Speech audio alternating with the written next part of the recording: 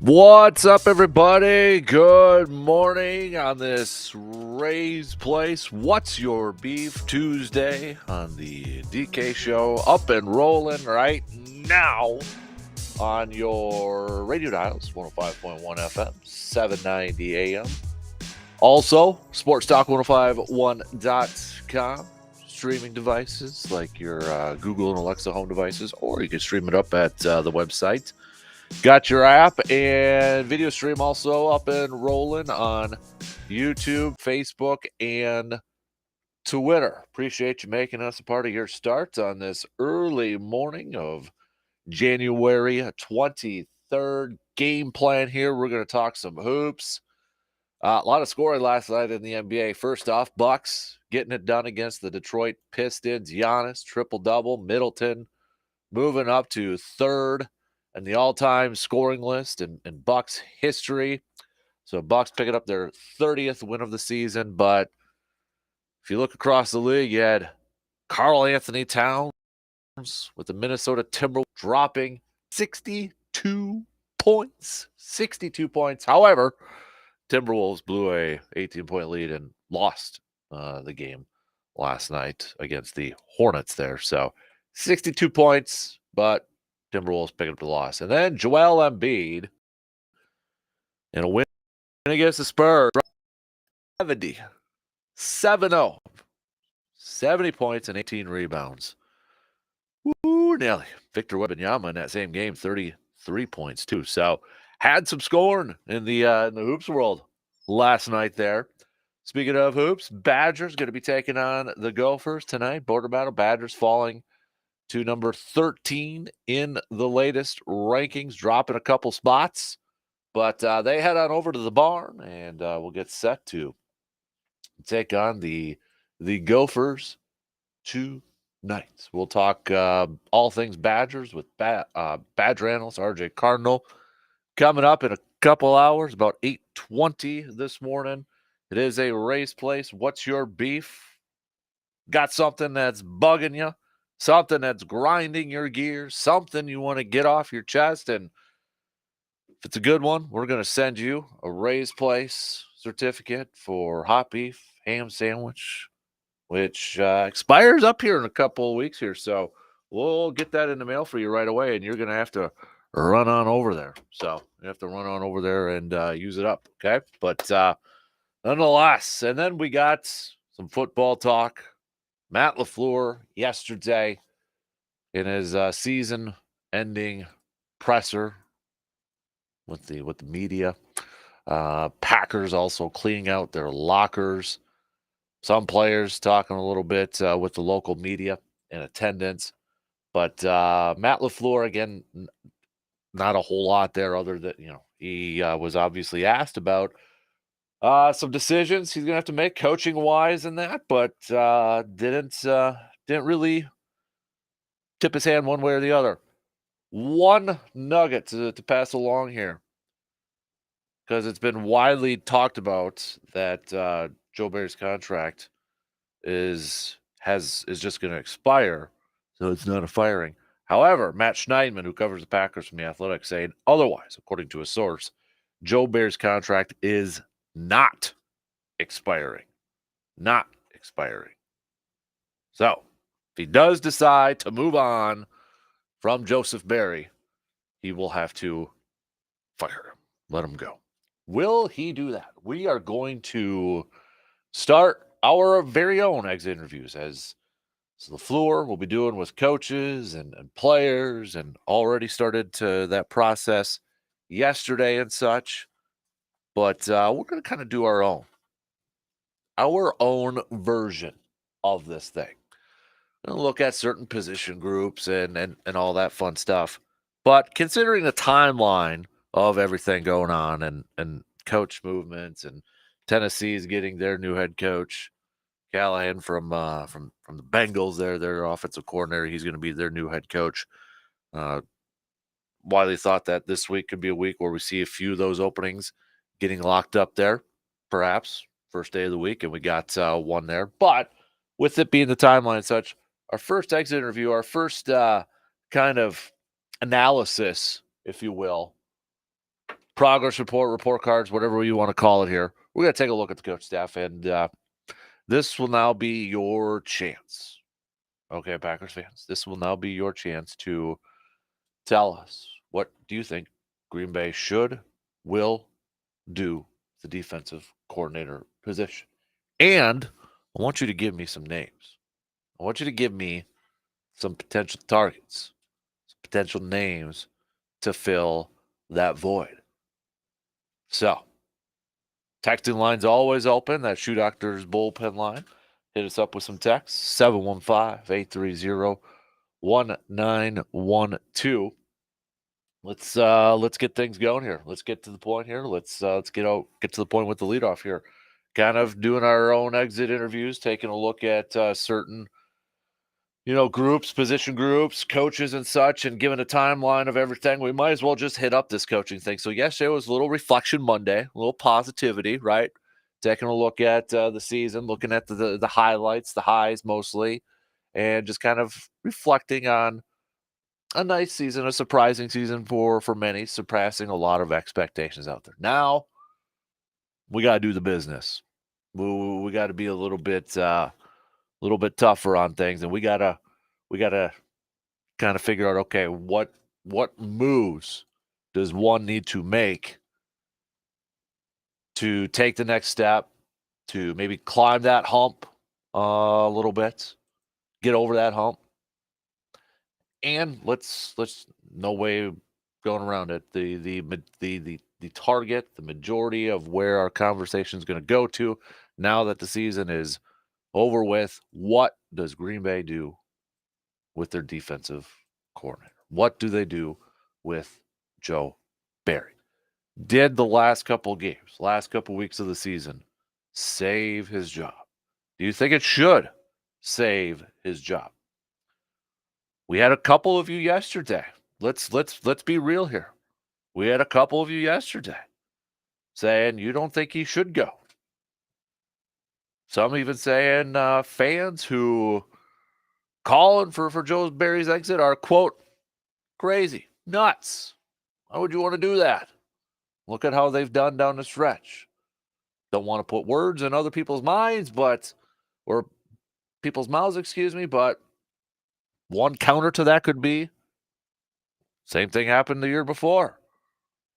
Great down the stretch, or good down the stretch, got better down the stretch, started off slow, and, well, here we are again. So when we look at this, I was giving a lot of praise to some position coaches yesterday, and it was pretty much all on the offensive side. Vrabel, Tom Clements, et cetera, position coaches on the offensive side. Didn't really touch on the defensive side of things over there, because we know, hey, one of the moves that, and we'll get to this group later on when we kind of break everything down and such, but one of the groups that they're going to have to get better at is secondary and that sort of stuff, and get some safety help and get some depth over at that position. And you look at corner, Jair, Carrington Valentine, Eric Stokes, Keyshawn Nixon. Are they going to bring him back, et cetera, et cetera, et cetera? So, but we'll look at those position groups individually later on. I want to focus on the coaching, and specifically now, this is your opportunity, because a few of you still, they chimed in about it yesterday, and it was immediately after the game. Kind of was a question mark out there. What do you do with Joe Barry? Do you think he's done enough to earn himself his job back? Do you move on? What are your thoughts on this thing? Okay, and give me a name. Give me a couple names that you'd kind of look at. Like yesterday, we were kind of talking about this. I was looking at the Ravens, and I know Anthony Weaver is going through some head coaching interviews right now. He's assistant head coach with Baltimore, defensive line coach. But, if he'd be interested in maybe calling some plays, defensive plays and such, could that be a target to potentially look at? Because that Ravens defense right now, they do a fantastic job of slowing down a Shanahan-style offense that LaFleur runs over there. So, hey, I wouldn't be upset if you kind of take an apple from that tree over there. But nonetheless, there's names out there. Could Ejiro Evero be a guy? He's getting head coaching interviews, second rounds of head coaching interviews.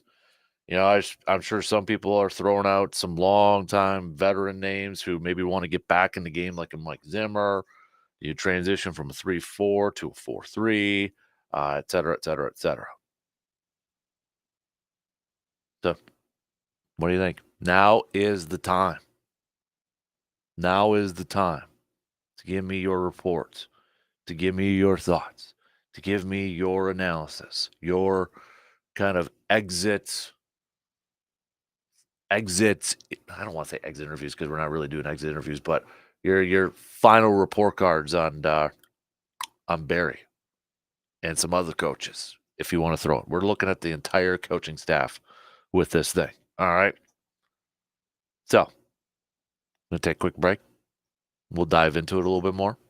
We'll get things going here. Give you a couple minutes to hit us up with some texts, to give us some thoughts and all that good stuff. All right. And if you got a couple names, that was your homework assignment yesterday, kiddos. Okay. To kind of look at maybe some potential targets, potential names out there. First break up. Here we go. Let's get it going here this morning. All right. Time to look back and assess and grade and figure out what the next step is in the plan to, as Matt LaFleur said yesterday, get better.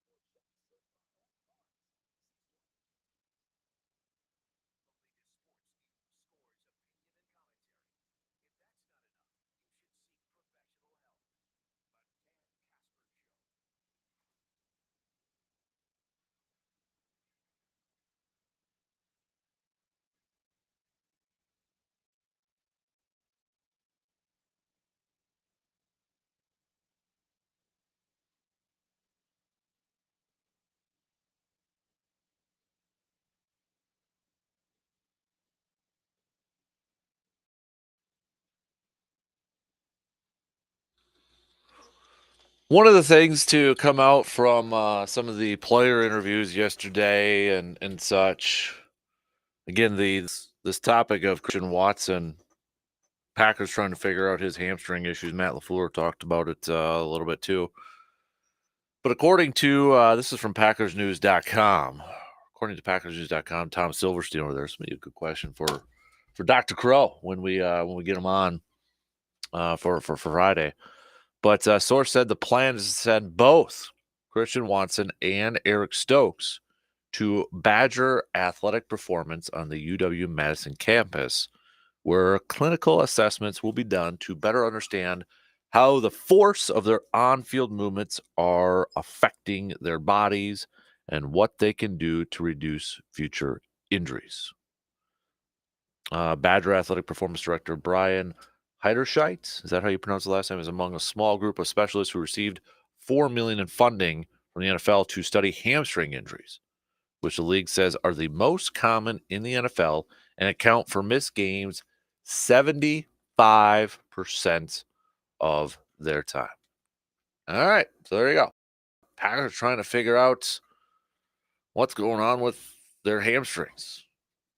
So, well, that's going to be kind of interesting to follow along here a little bit. Obviously, we won't know if it worked out, if whatever they find out, and then the plan is, we won't know if it works out until maybe training camp and preseason, and actually get on the practice field and staying active for games and that. But I do appreciate the Packers essentially trying to be proactive in this thing and try to figure it out instead of just saying, it is what it is. All right. Let's get going here. Let's continue our conversation. So we are looking now that the season is in the books. We're looking at certain position groups, kind of assessing, teams doing exit interviews, self scouting sort of thing. That's what I was trying to think of in the first part there.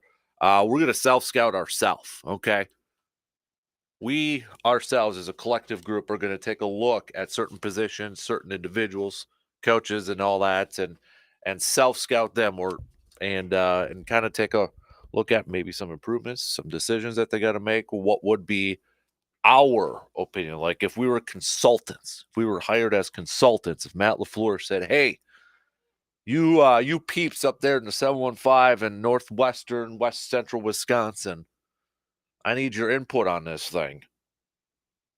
What do you think?" We're going to give him our thoughts on this. Coaching wise, obviously the big question mark is going to be the defensive side and Joe Barry, right? We know that. Offensively, I think before we get to the defensive side, offensively, I think, in my opinion at least, we saw a lot of growth from this group. Talked a lot about it yesterday. Position coaches wise, Jason Vrabel I thought did a fantastic job. The wide receivers coach, tight ends coach, Butkus offensive line, et cetera, et cetera, et cetera. Matt LaFleur even as a play caller, fantastic job. Which Matt LaFleur also yesterday did say it's not completely out of the realm that he would give up play calling if he thought it was better for the team. And he did say it's a very collaborative group, very collaborative effort. I'd still be surprised if that happened. I think it would have to be I don't know. The way the season ended, and I don't even know if I'd want LaFleur at this point to give up play calling, because I thought he was in such a zone. I want to see that continue to grow there. But offensively, offensive coaches, you get passing grades, in my opinion. At the beginning of the year, it was a struggle. There was a lot of, I think, trying to figure stuff out, trying to put people in a position to succeed, to best positively affect games. And they finally, I think, figured everything out. And I want to see this group. We talk about the young receivers and the tight ends and growing with Jordan Love and building something there. I also think that's related to some of these coaches and to play caller too. So we talk about the growing of this quarterback and his receivers and pass catchers growing together. But we don't really necessarily kind of like factor in the play caller and the coaches in this too. So I think as a collective group with these coaches, with these offensive coaches, I want all those guys back. I think they were on to something. I want to see this continue to grow from the offensive side of things. And I thought Matt LaFleur got better as the season progressed. We've talked about how many times it's been written about, how many times it's been out there. You know, when they finally said, okay, let's let it rip, they took it up the next level. They figured it out. And I want to see them continue to grow and build upon that. Special teams is such an interesting one here. And obviously, I'm holding defense to the end here. You've got the highest paid special teams coordinator in the league. He's your assistant head coach. It was clearly evident LaFleur utilized Rich Bisaccia, I think, more during the game, not just special teams, but a lot of times you saw Bisaccia next to LaFleur, and they were kind of, probably talking with each other and just trying to figure out something kind of as we said, LaFleur said it's a very collaborative group. Got to imagine he was kind of getting some input, insight from Bisaccia and such. You look at special teams numbers, they weren't great. Obviously, a lot of people are going to talk about Anders Carlson. They're going to focus on that. But you look at penalties and you look at overall rankings, they weren't good. Now, is that because they were incredibly young? Were they plugged in a lot of inexperience on there? Possibly. That's probably part of it. Was it coaching? Probably. Possibly. Probably a mixture of everything over there. I mean, honestly, the one positive, and a lot of positives in here, but the one positive from special teams is probably Keyshawn Nixon again. Another all-pro year there in a game now that, teams, the NFL sure seems like they're trying to eliminate kickoffs and kick returns and such. So, I mean, you got an all-pro kick returner there that, didn't have multiple kick returns for touchdowns. But that's probably your one thumbs up area is Keyshawn Nixon. At I don't think Rich Bisaccia is gone unless another team hires him away. I think this was also a year where they had a lot of younger guys in there. And maybe kind of, hey, this is what you're given. This is what the front office gave them. This is what you got. Okay. Got to work with it. You got to mold it. Got to try to figure something out there. It wasn't a great year by any means. But I don't see the Packers firing Bisaccia or anything like that. But they do got to get better in that department. Whether it's, a year where it was just a lot of inexperience on there, they're going to get better with more experience and such. Whether they got to get more veterans in there. Rudy Ford was initially brought in a couple of years ago. Special teams guy, was a veteran guy. A lot of experience there.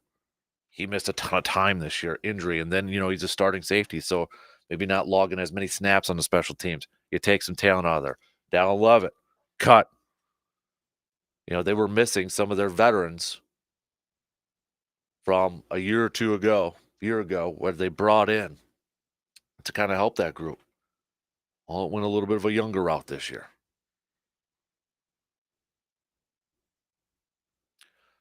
So let's just get to the meat of it now.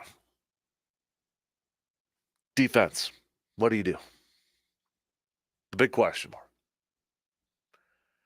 I believe not everybody, because we've heard from some who say, no, they don't want to see Barry move on. They don't think he deserves to move on or get fired, I should say.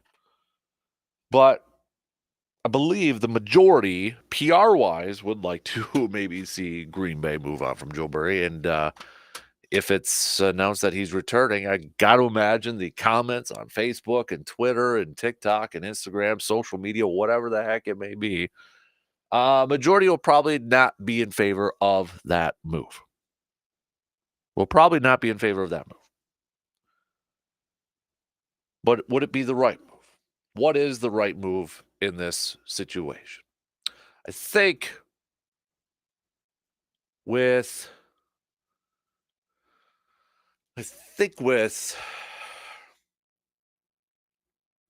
looking at the last couple of years, when we look at last year, not this past season, the year before, where the defense started off slow, got better down the stretch. all offseason leading into this season, you heard,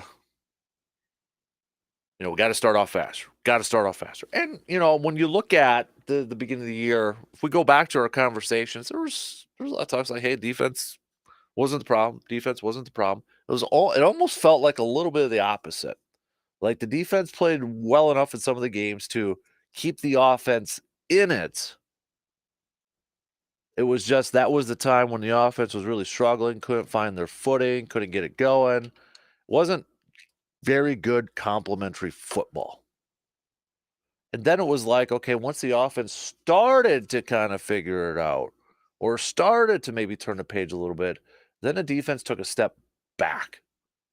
A lot of the coaches and people look at that Pittsburgh game, even though it was a loss. You heard Adam Stenavich, you've heard other players talk about it. It's like, okay, that was kind of a moment where they started to see me, offensively, maybe things started to click. But what also happened in that game was when Matt Canada outcoached Joe Barry.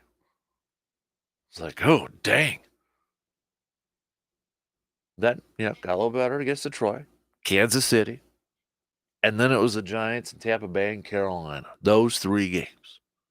Those 3 games there, essentially, I think for a lot of people, sealed the fate that Barry's out. And then Minnesota, defense bounces back. Chicago, do a good job. Dallas, yep. Heck, even the 49ers. This is what probably pains. I saw this yesterday. And either I kind of forgot about it, missed it, or just wanted to refuse to believe it. The 49ers offense in that game, if you really want to kind of get a little bit more painful here, the 49ers offense in that game didn't take a single snap inside the red zone until that final drive. And this is from J.R. Radcliffe, too, Milwaukee Journal Sentinel, who we've had on. He said, heck, they didn't even have a snap inside the 30 before that final drive. They kept the 49ers out of the red zone, outside the 30, up until that final drive. Now, like, well, how did they score? A couple touchdowns there. Big plays, George Kittle, McCaffrey, big run, and, that sort of stuff.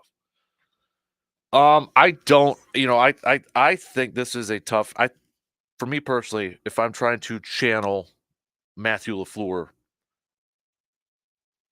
I think this is a tough decision for him because there's been moments where this defense has played better. They've had moments. But my issue with this whole thing has just been the consistency part of it.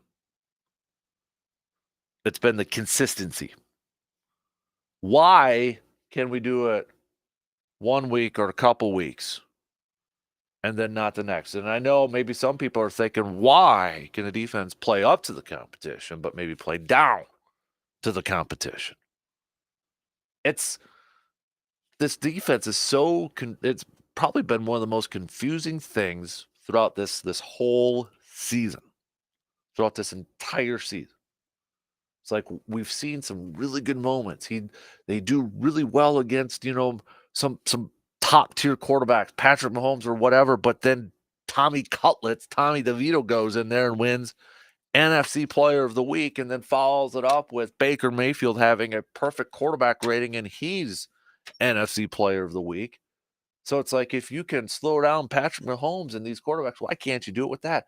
The consistency part of it for me is what's kind of mind-boggling a little bit. And for me personally, I talked a little bit about it the other day. The NFL is so circular. Like last few years, it's been the Shanahan style of offense that has been giving defenses fits all over the board. Been giving them fits. Now you're kind of seeing, hey, the Ravens, maybe they figured that out because you look at some of their games where they've gone up against the 49ers. Houston the other day in the postseason, Bobby Sloak runs a Shanahan-style offense. Ravens have been doing a fantastic job of slowing that stuff down. Do teams maybe now want a little bit of piece of what McDonald, defensive coordinator for the Ravens, is doing? What has he done, or what has he seen that could kind of slow down those styles of offenses a little bit? If it were me, I think it's best for both parties to move on. I think it's best for Green Bay to move on from Barry. And as much as Joe Barry probably wants to be a defensive coordinator and such, I can't get over, what he said a few weeks ago in a presser, saying it's been really tough on me and my family, when they were going through that stretch. You kind of throw that out there, and you kind of, and I'm sure it was, but I think now that you kind of go out there and say that publicly, I don't know. To me, I think it's probably best for both sides to be like, you know what? Maybe it is best for both of us to kind of move on at that point. It could be a good decision for both sides. Maybe a little bit down for Barry because he's probably not going to get a defensive coordinator position again. But I ultimately think it's probably best for both to move on. Just my opinion. So if that's the case, where do you go? Let's throw some names out there that's not going to happen. Bill Belichick is not going to take a defensive coordinator job this year. Is that a dream scenario? It is 100% a dream scenario. Bill Belichick is not interested in going down to a defensive coordinator. He wants to break down Shula's record for wins. And I'm sure there's probably a little bit of a motivating factor for him, too, to prove that he can win without Tom Brady. Belichick is not going to be a defensive coordinator. So we can cross that name off the list. That ain't going to happen. And honestly, if you are a head coach, I don't know if you'd want Bill Belichick as your assistant, because you're probably looking over your shoulder every single time, and it just might be kind of a weird, tense organization, coaches meetings, all that sort of stuff. It's like Richard Pitino coaching, and he's got his dad Rick behind the bench over there. Bill ain't going to be that. We can erase that name off over there.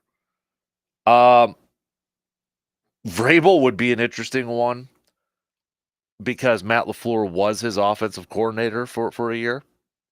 They know each other. They know how each other operate. I wouldn't completely ignore it, but I don't know if Vrabel also would be a guy that would just take a defensive coordinator job at this point. Maybe. I guess never say maybe. But I also feel like, okay, you bring in a guy like Vrabel, that might be just a one-year type of deal, because he's going to be in head coaching conversations until he gets his next one, whether it's this year or maybe next year. So do you want a head coach, or do you want a defensive coordinator to come in for a one-year spot? Or would you like to say, hey, I want to build something here, looking for somebody maybe for a couple of years at least? And that all could change. I mean, if you go out there and you get a young hotshot defensive coordinator, they come in and do a fantastic job right away, yeah, they're going to get head coaching interviews. It's just going to happen. That's how the NFL works. So while LaFleur and Vrabel know each other very well, I don't know if he would take a defensive coordinator job right now. Could be wrong, but I don't know. I'm looking at some of the assistants out there. Mentioned Weaver yesterday from the Ravens. I think that would be an intriguing one. He's getting head coaching interviews, though. But if he wants to maybe add, he was defense coordinator for a hot minute there in Houston. But if he wants to maybe, get back to calling some defensive plays, could that be an option? I'd be good with that one. Anthony Weaver with Baltimore. Chris Harris, former Bears defensive back, was with the Titans. He's getting another one, or he's getting an interview for the Bears for their defensive coordinator position. He interviewed for the Packers during that round where they hired Joe Barry, was one of the finalists too. Could that be an option there? First-time defensive coordinator. He's well respected across the league. I've seen some people talk about Johnny Holland from the 49ers. The only thing I would say about Johnny Holland, and I don't know if this would be a factor, but the only thing I would say is he is got some health stuff. He's been battling cancer. There was a couple weeks ago, a few weeks ago, there was even a thing about it. I think on one of the pregame shows. But he is battling cancer. Would that be something where, he wants to move, take on another role, take on another job with his health stuff? Maybe, possibly. I don't know. But I'm just saying out there that that could be a factor in his own personal decision out there too. Because I know I've mentioned Holland a couple years ago with that. You got your veteran for Ejiro Evero. Could that be an option out there? He's getting head coaching interviews. He's getting second round head coaching interviews over there. Young coach, well respected across the league. There's a Wink Martindale.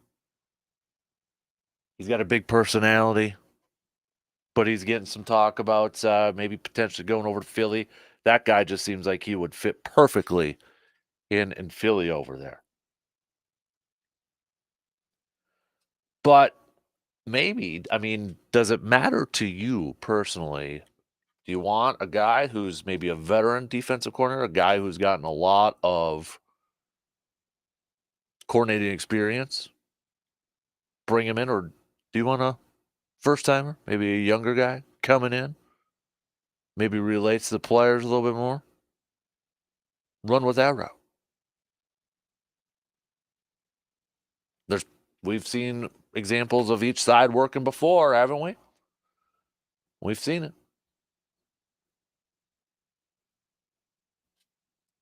I personally feel like I'm not as confident as I was after Tampa or, in December. I'm not as confident when I said I think, Barry's done. He ain't coming back next year. It's not happening. I'm not as confident as I was when I first said that, but I still ultimately feel like that decision will be made to mutually part ways. They'll move on.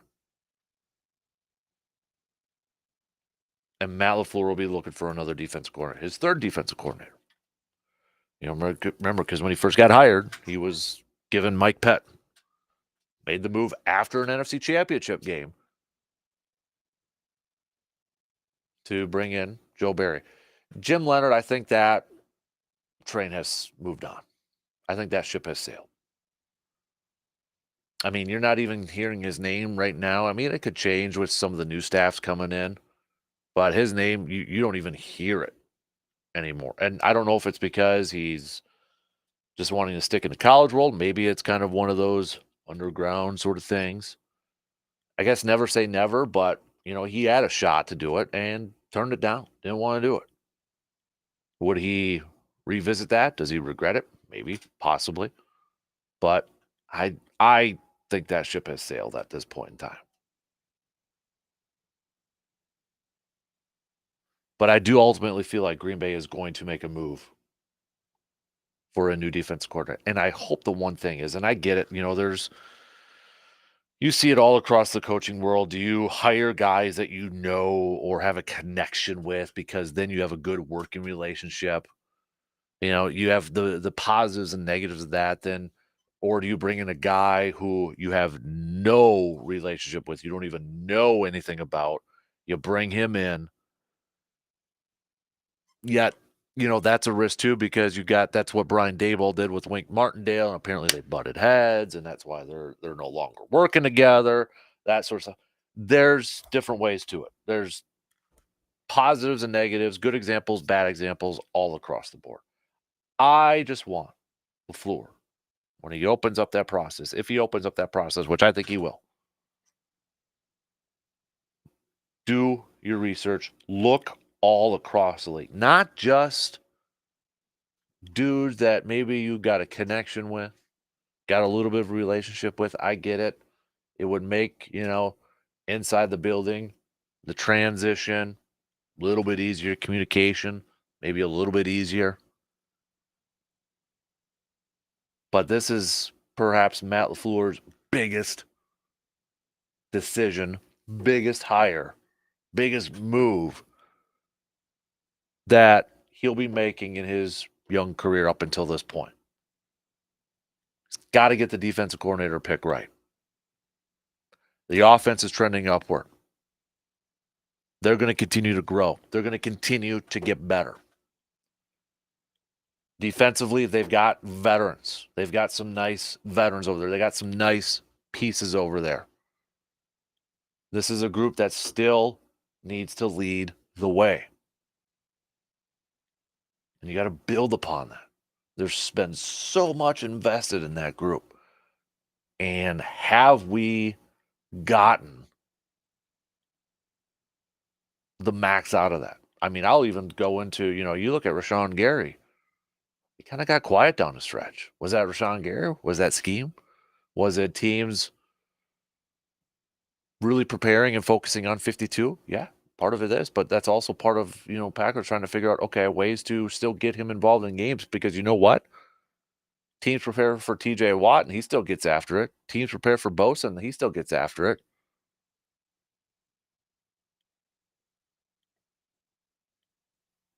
Ultimately, I do think a move will be made. I think you're going to see some movements across the defensive coaching staff. You're going to see some new names. I do think there will be a new defensive coordinator. And I just think it's one of those moves right now. While the defense did play better, and by all accounts, players like Joe Barry, they got a good relationship with him. I just think it's beneficial for both sides to mutually part ways. And this will be a very, very, very for Matt LaFleur to get this one right. Let's take a quick break. We'll finish up the first hour. We got some hoops chat as well. We'll be back in just a few minutes.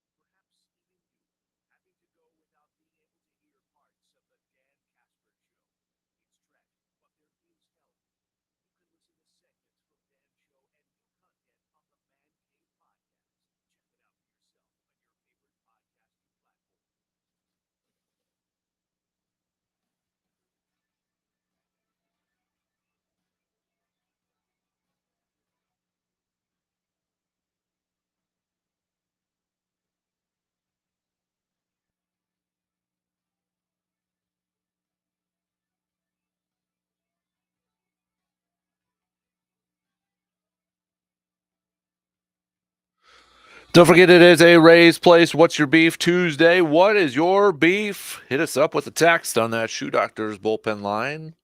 715-830-1912. We got G-Man. Please tell RJ RJ Cardinal when he gets on your show today. Bucky will win the national championship. Women's hockey, men's hockey, and Badgers will be in the Final Four. Bucky will win the national championship. Football will win the national championship. C-Bomb, you said it, man. Consistency. That is what I want.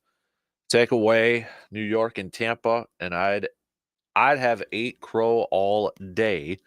The game plan and execution against San Francisco was excellent, but at the end of the day, that soft coverage bit us in the butt like it always will. Can we please just get someone who has read Coaching Team Defense by Fritz Shermer? Yeah. What? Keep your thoughts coming. What would you do?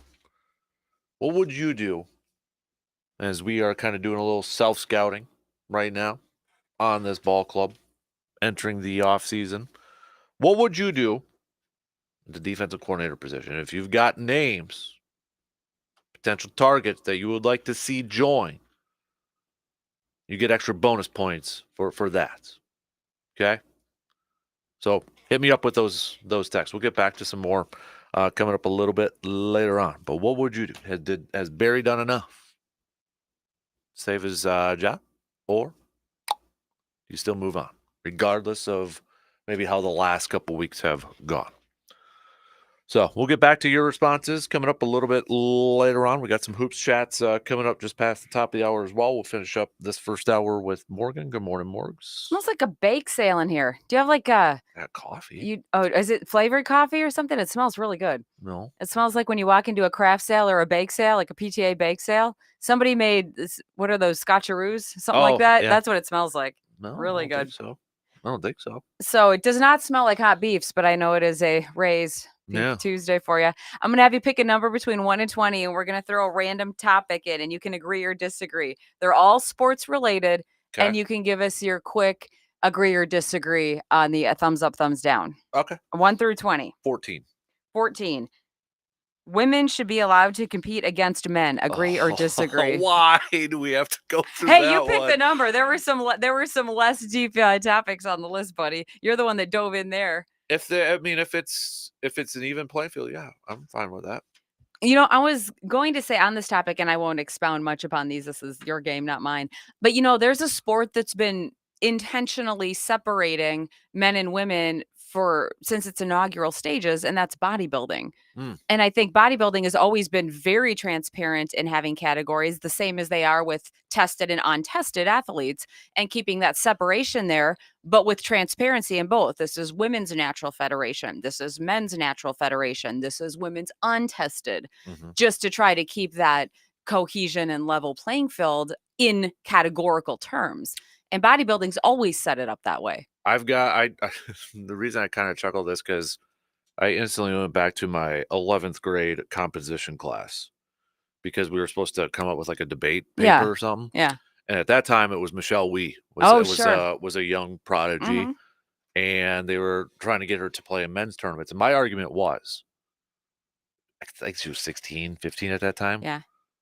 Why does she have to, let's see if she can compete at the LPGA, the women's one, instead of jumping straight up to the men's. Mostly because, is that fair to her? Right. To go up there, winning all these junior tournaments, which was awesome, but just jumping up to playing in these men's tournaments. Titrate it more of a graduated system into those levels. Like Anna Kasorenstam when she did. She was dominating. And then she went up to the men's one. Well, when you make a leap like that from juniors to the professional level, it almost isn't about sex or gender at all. It's about age. Right. At that point, you're dealing with a much different age gap than anything else. Yep. All right, 1 through 20.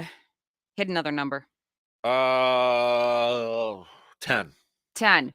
College athletes should be paid. Agree or disagree? God, why am I going down these? You're going deep into the shallow. I'm all about the NIL. Yeah. I think there's got to be a little bit more control on it, but I mean, it's a business, and they're using a lot of those athletes for their own profit.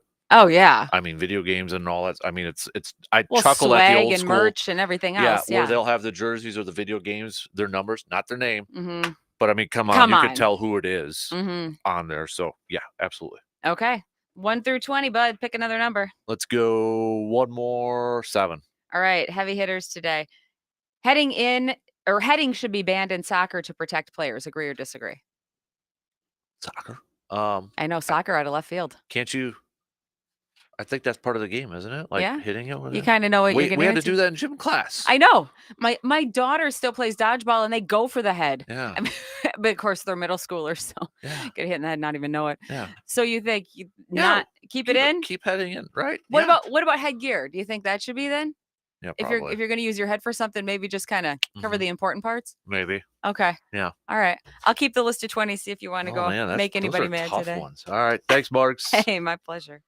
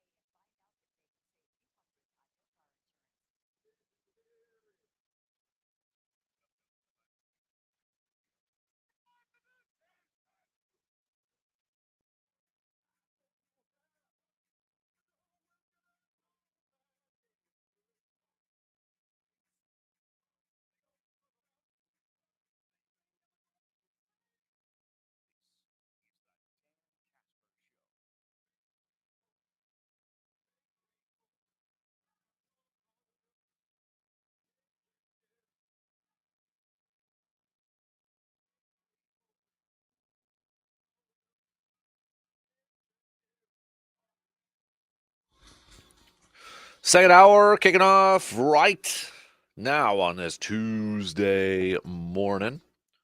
Appreciate you tuning in however you're tuning in on this Ray's Place. What's your beef Tuesday? Surveyor's got a beef. Surveyor's always got a beef. He's good for one. Good morning, DK. You know what my beef is? How the NFL doesn't have a dang sensor in the ball to notify where to spot the ball. This should be simple, but instead, we still rely on two side judges from 20 yards away to tell you down to the inch where the nose of the ball is, while 12 to 20 men pile up and bash into each other and create a gigantic scrum. Just put a dang sensor in the ball. I'm going to add on to that for my beef here, Surveyor. I was going to hold on to my beef in the 8 o'clock hour, but I'm going to pile on, if you will. The issue of and I'm not saying, I don't know, do we make everything reviewable? But here's my issue. There's certain times in a game when there's a penalty called or an official, makes a call, but then a few seconds later he comes on the mic and says, after review, it's this, and it's clearly evident somebody called him from New York and that said, nope, it's actually this, change it. It's so random that we hear that. Why can't we just make that happen all the time? I mean, it wouldn't really necessarily slow down the game a whole lot, in my opinion. To me, it wouldn't. I mean, you can see it instantly with these replays. And I just feel like if there's something blatantly obvious, like where you could call over to them and say, nope, it's this, change it up. And we see it once in a while. We see it once in a while. Why can't we just make that for everything? Especially since it takes just a few seconds. I don't know. That to me is the issue here. And one of the plays that comes to mind was that Buffalo and Chiefs post playoff game there where it was third down. And it really didn't affect drive because Chiefs, they got a new set of downs and they still punted. But where it was like 3rd and 6 or whatever, and it looked like the Bills had stopped them. And then, it was a really late flag. And then finally had a flag, and they called pass interference. And the talk was, was the defender, was the Bills defender, did he, touch the guy within the 5 yards? And if it was within the 5 yards, was it while Patrick Mahomes still had the ball in his hand? It was clearly evident Patrick Mahomes still had the ball in his hands. But they called pass interference. It's stuff like that. Can't you just rate it? I was like, no, sorry, change it. No pass interference over there. So we see it once in a while. I'd like to maybe see a little bit more consistency on that. Just to, I guess, kind of add on to that since Surveyor brought that up. All right, let's do some sports nuggets. 1879, the National Archery Association was organized in Crawfordsdale, Indiana. 1944, the Detroit Red Wings set a record for the most goals, most consecutive goals, and most points in the game. The Red Wings beat the Rangers 15-0 and had a total of 37 assists. 1950, NFL owners approved the unlimited substitution rule that had been used on a trial basis for 1949. 1966, the Red Wings ended a streak of 47 straight wins when leading after 2 periods. 1985, O.J. Simpson became the first Heisman Trophy winner to be elected to Pro Football's Hall of Fame. Well, that's a trivia question for another day.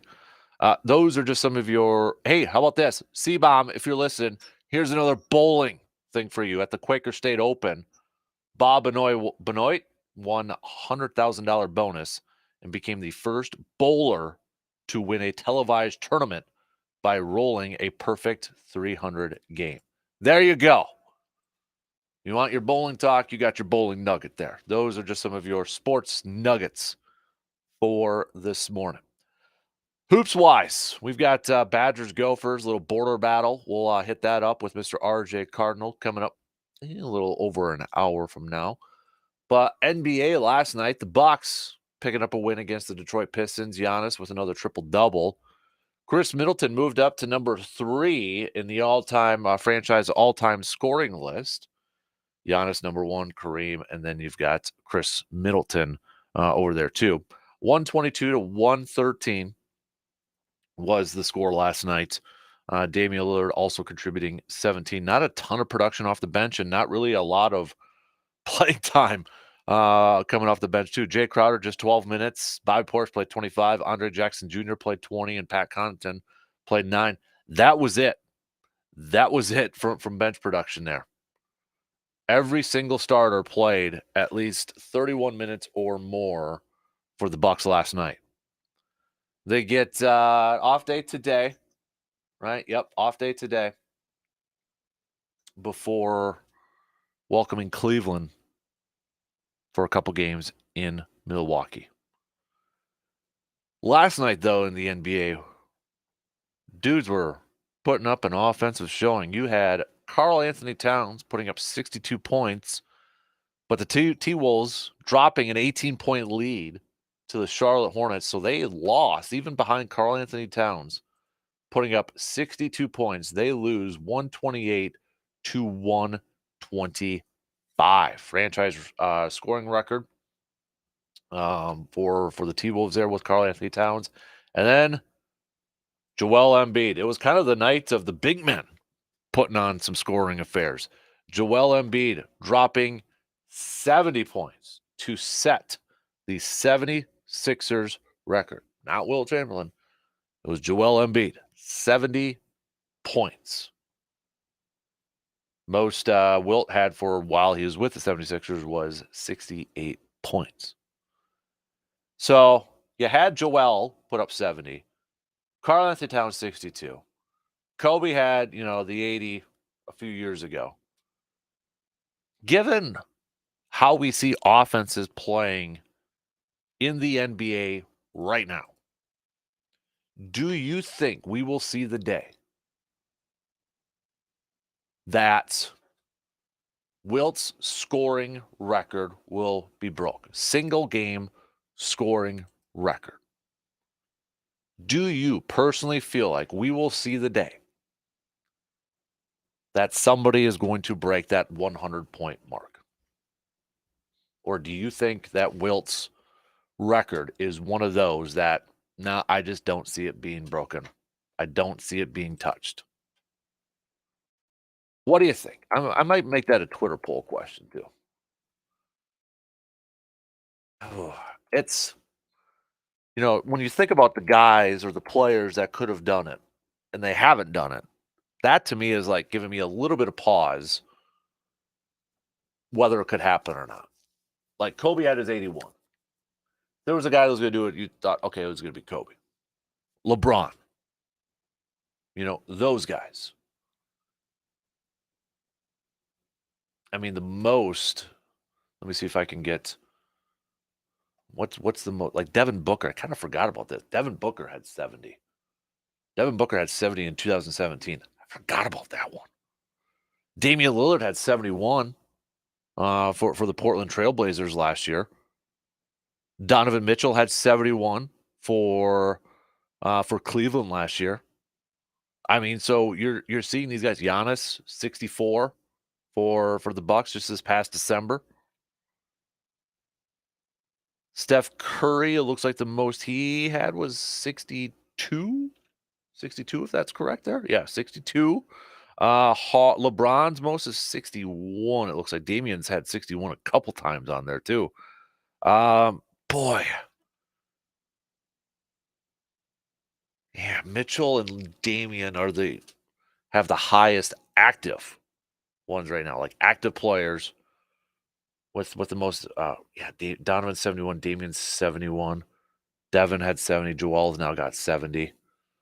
Boy, I mean, when you look at this, it's Wilt, Kobe, Wilt, Dave Thompson, Wilt, David Robinson, Elgin Baylor. Trying to think of a player who could do it.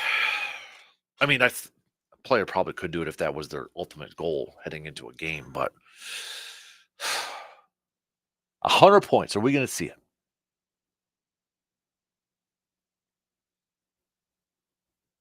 Oh, I might say, part of me wants to say yes. My heart says yes, but my brain is saying no. I don't think we're going to see it. I it's an internal struggle here. I'm going to say no, but if you could convince me otherwise, I'm I'm open for debate on that one. Like, I think you could convince me either way, but if I had to pick right now, I might say no. We won't. At least in my lifetime, I won't see somebody get 100 points in a game. I don't see it. We've gotten guys that have, I mean, you would think with their styles that they would have been able to do it, but I just, I don't think we're going to see it. I mean, Wilt was just so dominant in his day. I mean, physically dominant that, I mean, look at his games: 100, 78, 73, 72, 71, 70, 68, 67. He was just so physically dominant. Now you look at today's game and it's like these all these guys are physically dominant, but it kind of evens it out a little bit in a lot of cases. So no, I don't think we're going to see it. At least I'm not going to see it. Maybe the youngsters of this generation will be able to see it. I don't think I'm going to see it. But well, who knows? Who knows? First hour, we spent some time talking about well, we began our self scouting, kind of taking a look at the green and gold, looking at the coaching, because if there was going to be some decisions made or some moves made, it's probably going to be coaching first. We'll get to player positions and that stuff, each day moving forward here. But obviously, I think the big one out there for a lot of fans is what are they going to do with Joe Barry? What are they going to do with the defensive coordinator position and maybe some other coaches out there? LaFleur yesterday in his season-ending news conference didn't really tip his hand either way. Said that quote, just going to go through the process at my own pace. I know there's going to be a lot of long-term big picture questions. I'm not there yet, fellas.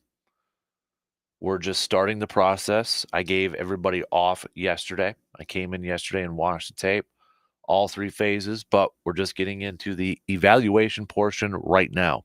So probably not going to have any answers for you guys. Haven't met with any of our coaches yet. That'll start this afternoon, which was yesterday. Certainly meet with the coordinators and then go down with all the position coaches. That's probably the biggest question mark in this offseason. I mean, even when you look at like free agent wise, it's they locked up Rashawn Gary. I don't think they've got any really major big free agent question marks of who they're going to bring back and such. I think, Aaron Jones kind of solidified that, bring him back, maybe adjust his contract. Other than David Bakhtiari probably getting cut to free up some cap space.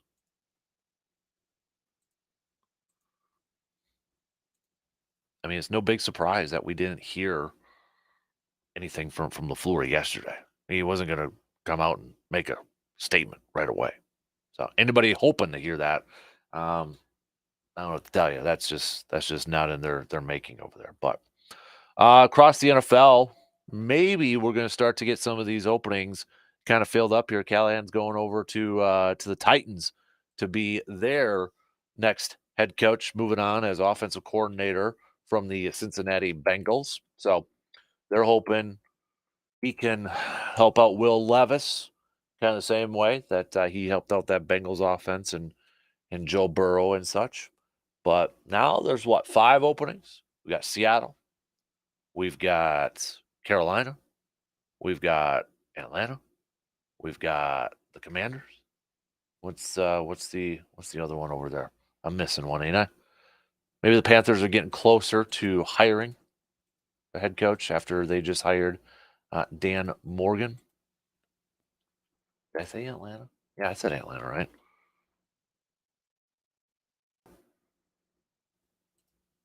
Atlanta, Carolina, Chargers. That was the one I was thinking of. Chargers. Forgot about the Chargers. Harbaugh make a decision this week. That's what everybody's waiting for. All right, let's continue a little green and gold conversation coming up here. Don't forget that Shoe Doctor's bullpen line for the text is always open. What would you do? What would you do with the whole Joe Barry thing? And if you've got any potential names out there, as maybe a future defensive coordinator for the Green and Gold, who, if you did your homework last night, got any names? Let me know. Okay, but what would you do? Do you think Barry did enough, or do you think doesn't matter if he did enough? Doesn't matter if they got better down the stretch. It's best for both sides to just kind of move on right now at this point. What do you think? Maybe I'll make that the Twitter poll question too. We'll take a quick break. We'll be back with more after these few words.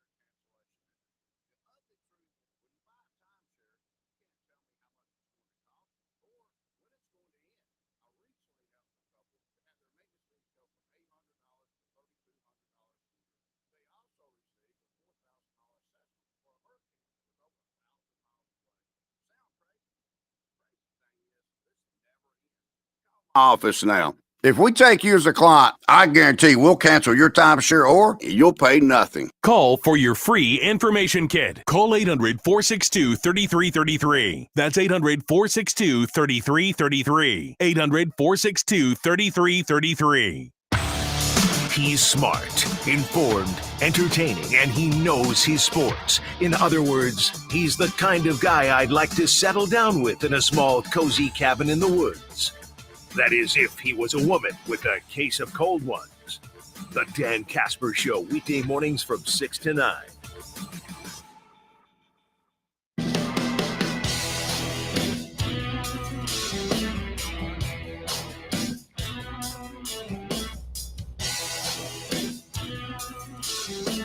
New games to pick are available on the Fan Cave portion of our website, sportstalk1051.com. Just click on that Fan Cave tab over there, and you can make your picks for championship weekend. What are your Super Bowl matchups? All right, bragging rights are at stake right here. Peter's in the lead by one. I'm catching up to you. I'm just one back from you, Peter, over there. So get your picks in now that we got those all updated and such.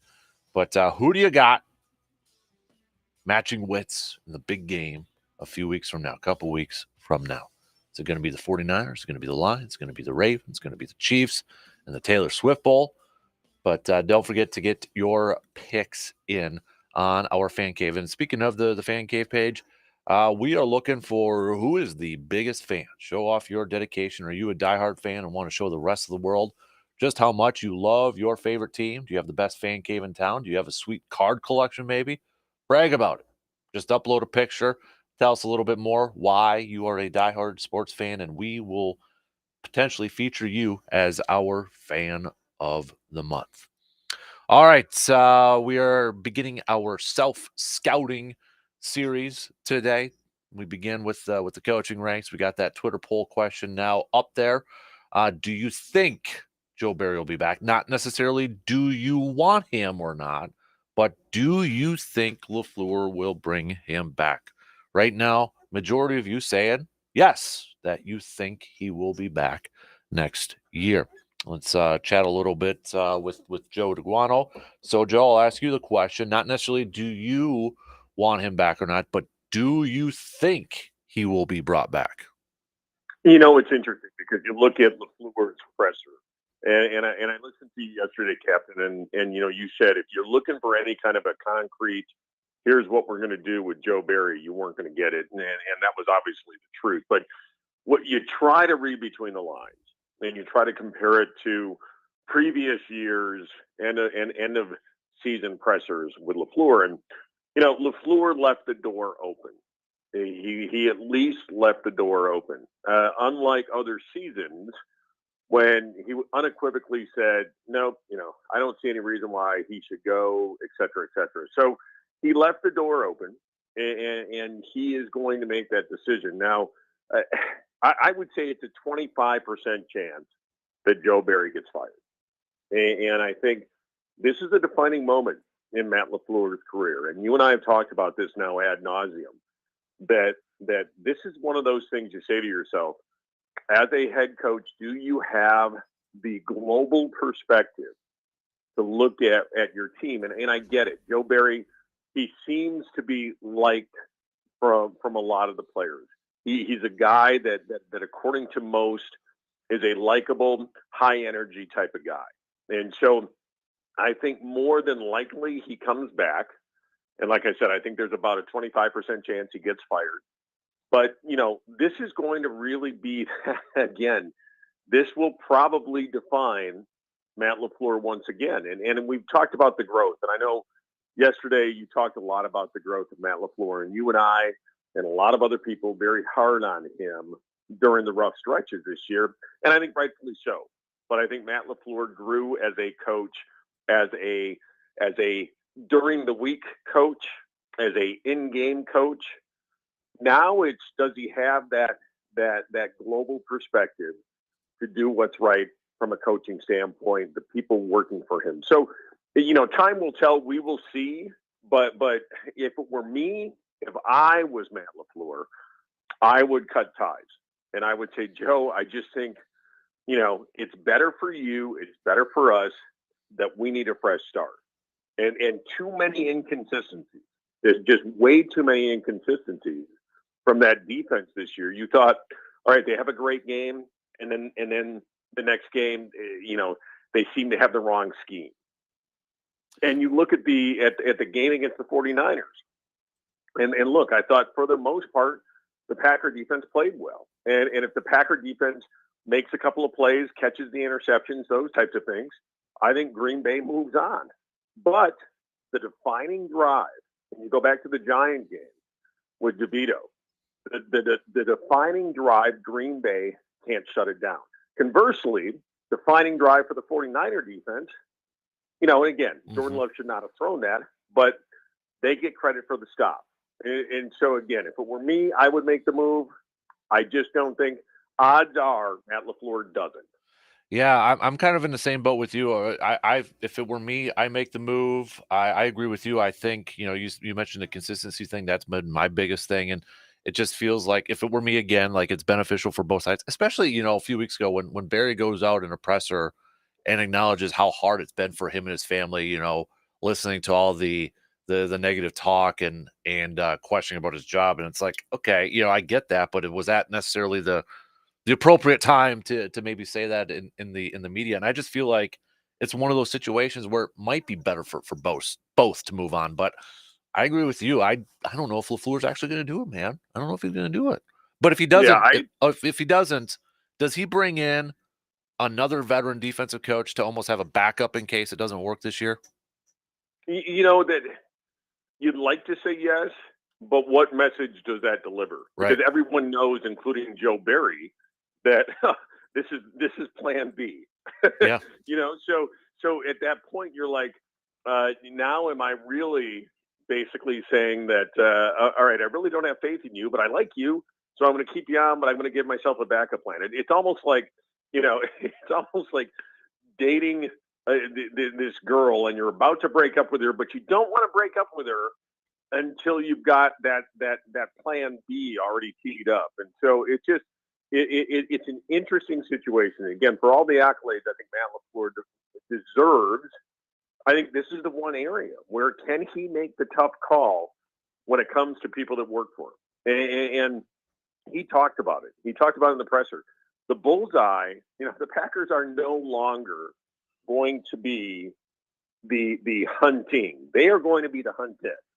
All right. They are going to have a bullseye on their back next year. They are probably going to be a hot pick in the off season for Super Bowl favorite coming out of the NFC. And so they are going to have the bullseye on their back. And why put yourself through this if you have question marks at your DC? So it's going to be interesting. And I think that's the biggest decision that this Packer team, Matt LaFleur specifically, have to go through. Because, the other thing I was looking at, and every year you talk about, well, what free agents does Green Bay have to keep? And that list isn't that big. That list isn't that, wow, we've got to do everything we can to keep this guy. You've got John Runyon Jr., you've got Keyshawn Nixon, you've got A.J. Dillon, you've got Rudy Ford, you've got Darnell Savage, but none of those guys jump off the list as, wow, that's a tough one. I really want him on this roster. And so I think the roster, and again, a lot of draft choices, a lot of draft ammunition, I think that's going to play out. And I think Green Bay's going to be fine with that type of situation. But I think really this coaching decision is the biggest off-season question for this Green Bay Packer team.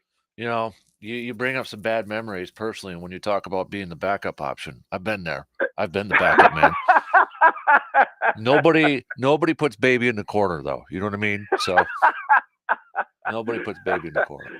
Well, hey.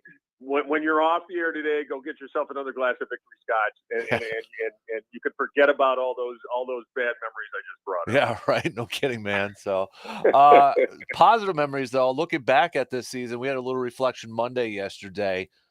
I can't remember, Joe, another year where outside of a Super Bowl championship, there's been so many Packers fans optimistic. Like, the last 2 years, it's either been anger, like NFC Championship game. I can't believe Jimmy Garoppolo only threw 10 times and we lost that dang game. How did we lose Kevin King in the NFC Championship game? We lost the Lions in a playing game.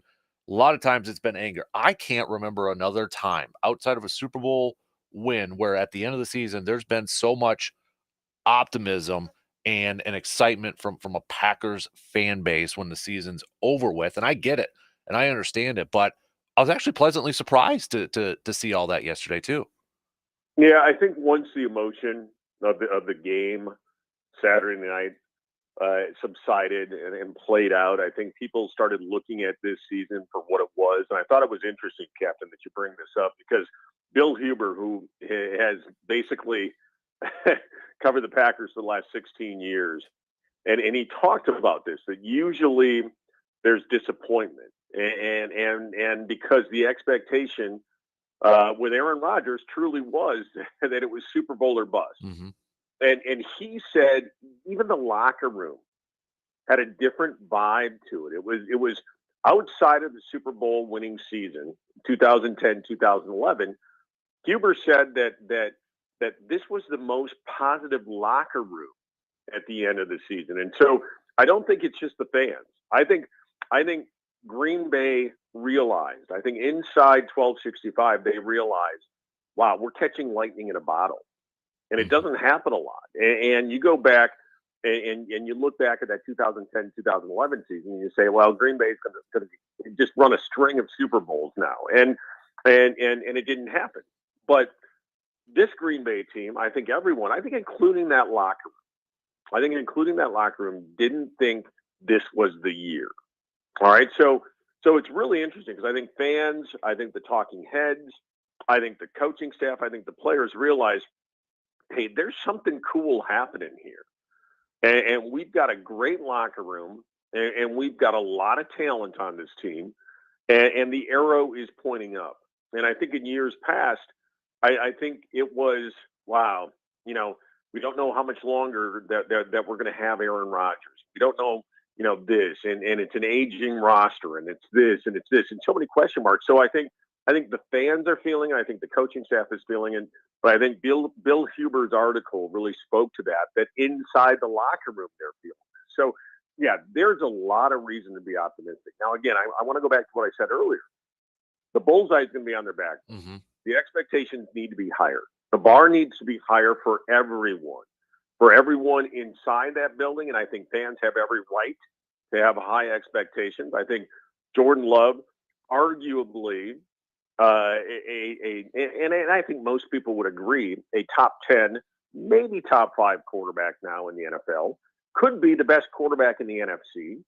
And so the expectations for him are going to go through the roof. But yeah, no, I'm with you. A lot of positive vibes, a lot of good stuff. Disappointment, no question, because I think Green Bay had caught lightning in a bottle. And I think when it was 21-14, and I had friends of mine texting me, and I did not respond, they were saying, it's going to happen. We are going to beat the 49ers. And I'm like, hold up. I've lived through the Seattle NFC Championship game. So yeah, a lot of good vibes, a lot of positive momentum. The key, though, is that they've got to come back and they got to put the work in. And this is the other test now of a young team. It's one thing to play the underdog role, especially when you're young, and have a chip on your shoulder. It's another thing to be, we got to bring our best because this is the Green Bay Packers and they're a favorite to come out of the NFC. So it's going to be interesting. And again, another test for Matt LaFleur. How does he handle this locker room in the offseason and moving forward to get ready for a new season? One of those decisions in the offseason, I want to ask you, do you bring back Darnell Savage? Darnell Savage is the microcosm of the Joe Barry defense. Great because comparison. Savage, yes. Yep. Darnell Savage in the Dallas game, he was the highest rated defensive player for the Green Bay Packers, according to PFF. All right. And then you look at what he does in the 49er game, and you're just like, wow, where did the guy from last week go? Now, I will say this, that I think part of the problem with Darnell Savage is the scheme and the system. I think Darnell Savage, when he plays closer to the line of scrimmage, I think he's a much better player. I think he lets his instincts go. When he has playing that deep center field or even a cover 2 or whatever you've got him in, and he's got time to think, I think that's when it clicks off for him. And what you don't want to have happen, because we've seen it before, where Green Bay drafts defensive backs, the scheme doesn't fit them. They're allowed to walk in free agency, and then they go on to have better careers. Micah Hyde, who's a free agent this offseason, Casey Hayward, they come to mind. And so what you don't want to have happen, because Darnell Savage coming out of Maryland, there was a lot of hype about him. There was, there was talk that he could be the next Nick Collins, the athletic safety that once the light turns on, man, he could be a jack of all trades back there, a Swiss Army knife, so to speak. So, it's going to be interesting what they do with Darnell Savage. My gut tells me he walks, because I think he gets a big offer, and I think Green Bay can rebuild that secondary with possibly going after another free agent out there and then rebuilding through the draft because of the draft capital they have. So I would say that he walks, but again, if a new defensive coordinator comes in and says, you know what, that's my guy, that's the guy I build this defense around, maybe then things are different. A couple more here I want to get your thoughts on. Staying with the defense, does Carrington Valentine does he open up next season, in your opinion, as a starting corner, or do you think it'll still be Eric Stokes and Jair? I would probably start with Valentine, Mm-hmm. and I think and it was interesting. Both Watson and Stokes are going to see a specialist at the University of Wisconsin-Madison on the hamstring problem. They're both scheduled to make that trip. And so I just think when you've got those soft tissue types of things and you're an athlete and you look at the build of Eric Stokes and Christian Watson, same type of build, long and lean and muscular and highly athletic. If these hamstring problems are going to continue to be a problem for Stokes, you just can't count on them. And so I think the way that Valentine played this year and then that attitude that he brings back there, I think if Stokes is healthy, he's definitely in the mix. But I just think, how can you remove one of your better guys? Again, you never know training camp. Training camp battles are a good thing. Competition is a good thing. I always say that if you've got a guy who's locked into their position, that's not a good place to be. So you want to see this competition, but I would definitely say that right now, my starters are Alexander and Valentine. Now we're getting close to draft talk. You're seeing a little bit more mock drafts come out here, Joseph. And if you're looking at some of them, you've got people pegging a tackle to the Packers high in the draft first round.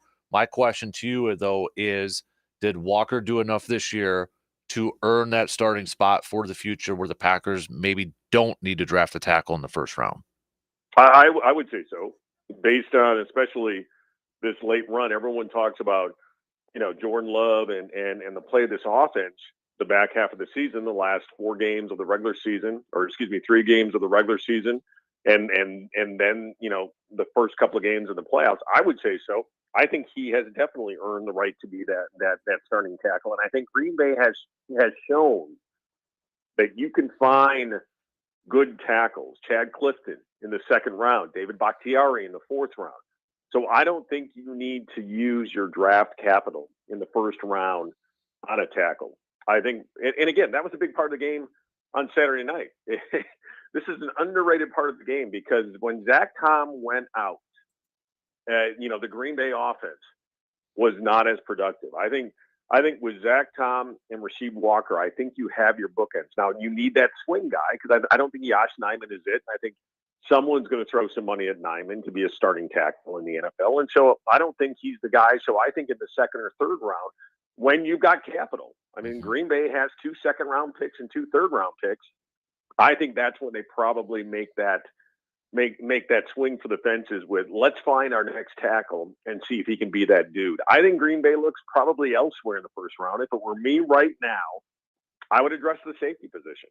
And we talked Darnell Savage. Well, you've also got Rudy Ford, who is a free agent.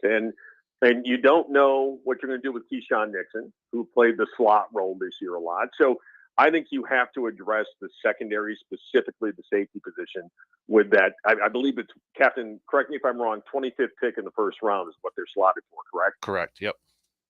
So I think if it were me, and depending on what happens with Preston Smith, and obviously Enigbari, you don't know his timetable now coming back from that injury. So you could go edge rusher for the second straight year. But if it were me right now today, I would look at who's the best safety on the board. I would make the move there. I would look at the tackle position in the second or third round. All right, Joe, before I let you go, just kind of since it was a reflection day yesterday, when you look back at this season, what is maybe the main thing or maybe a couple things that you will remember the most or really stand out to you from this season? The chemistry that you saw between Jordan Love and this young wide receiver and tight end crew. And just you could see it before your very eyes. You could see the growth and knowing where guys were going to be and throwing in rhythm and you could just see it. It was so evident starting the year to where the end of the year finished up for this team. Just that chemistry, and I think that's the cool thing. And that's the Brian Gutekunst's vision. If I were to sit down with a beer with Goody, he'd say, I think I want to see this offense grow together. I want to see these young studs, these young wide receivers and tight ends and this quarterback grow together. And I think you really saw that. And it was so evident when when the switch went on, and I go back to the Pittsburgh game. And I think that's when the switch went on for this offense. I think that's when guys said, I get it now. I get the offense. I get the nuances of this. And when you can put together that chemistry and the mental part of the game, knowing where guys are going to be and trusting them, and you match that with physical ability, that's when magic happens. And I think that's when the Packers offense caught lightning in a bottle. And you could just see it. It was like a switch went on in that Pittsburgh game. And LaFleur even has talked about that game as being the game when he said, yes, the process is working. Believe in the process. And I think good things will happen. And I think that's exactly what happened. Mm-hmm. Absolutely. Oh, man, we're going to have a fun offseason, though. I'm excited for this offseason. Real quick, one. Captain. Yep. Yeah, I totally agree with you. And real quick, I just want to share this with you. My youngest son, Charlie, who's 19 years old, why does this loss against the 49ers hurt more? And I said, you know why I think? Because Packer fans were tired of the drama over the last several years. And also, this was a really fun team to watch. So I'm with you as far as this offseason. I think there's a lot to look forward to, a lot of positive, and a lot to build on, and a lot of reasons for Packer fans to be optimistic. So I'm totally with you. I think it's going to be a great offseason. Mm-hmm. I agree. Like I'm sure you saw it too, and I wish I would have saved it, but it was a couple weeks ago.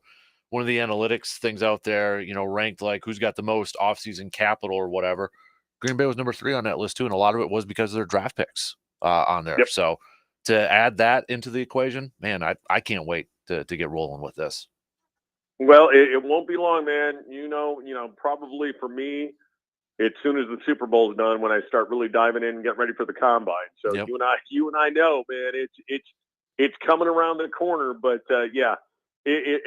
reasons to be optimistic, be disappointed, but there is no way that you can count this loss Saturday night similar to the losses and the heartbreak of previous seasons, because we felt that might be the last go around. Here, it's just the beginning and not the end. I completely agree. All right, dude. Appreciate the time as always, man. And let's do it again next week, same time. Okay, bud? All right, brother. Take care, man. You got it. There you go. There's Joe DeGuano joining us here this morning. We got to take a quick break and finish up this second hour.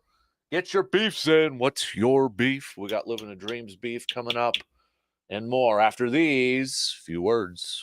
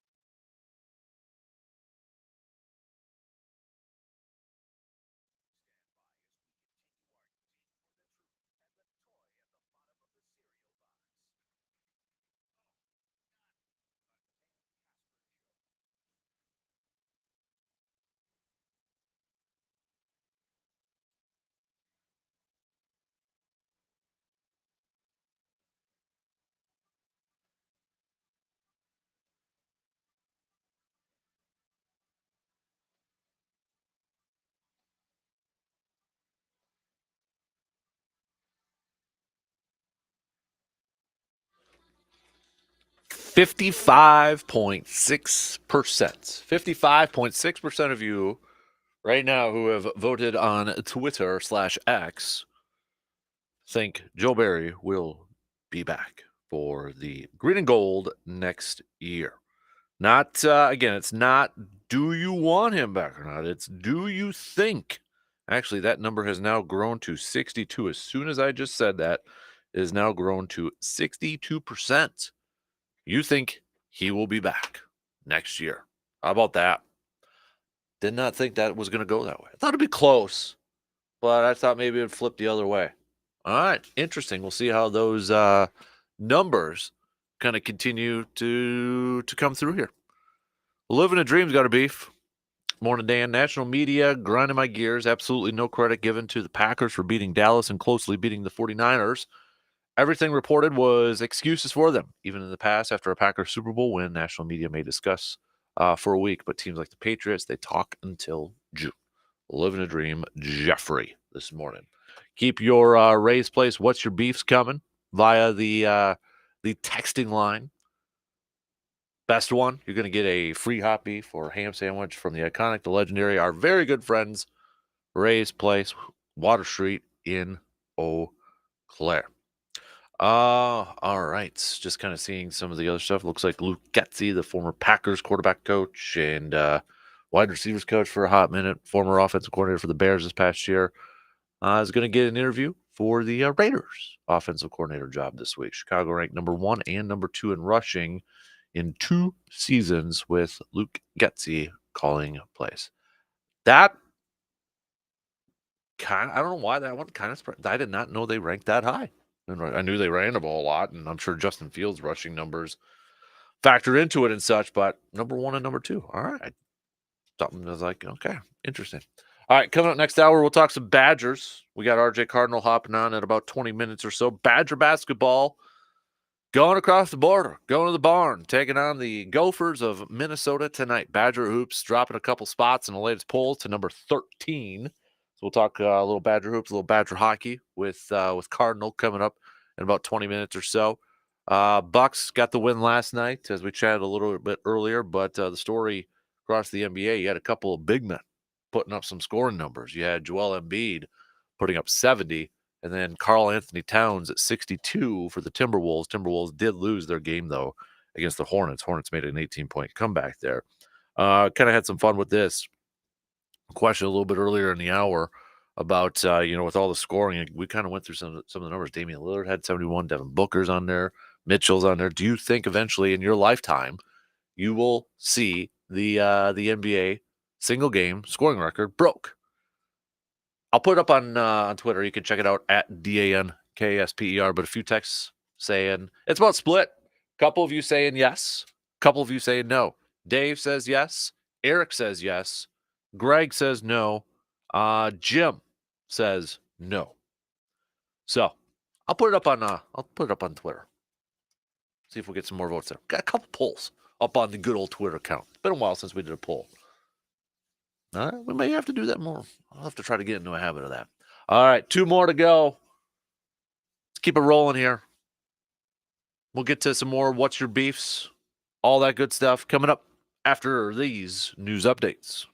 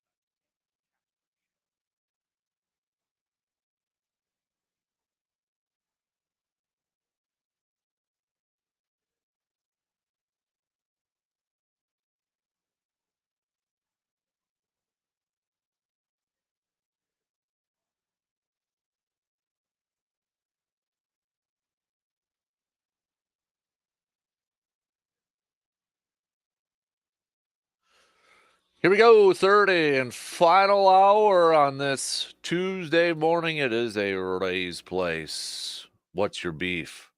Tuesday morning. Appreciate you tuning in wherever, however, you may be checking in from. Coming up, we're going to chat some Badgers with Mr. RJ Cardinal, zone in Madison. We'll talk some hoops. Badger basketball in action tonight, taking on the Gophers in the barn. Minnesota Gold Gophers over there.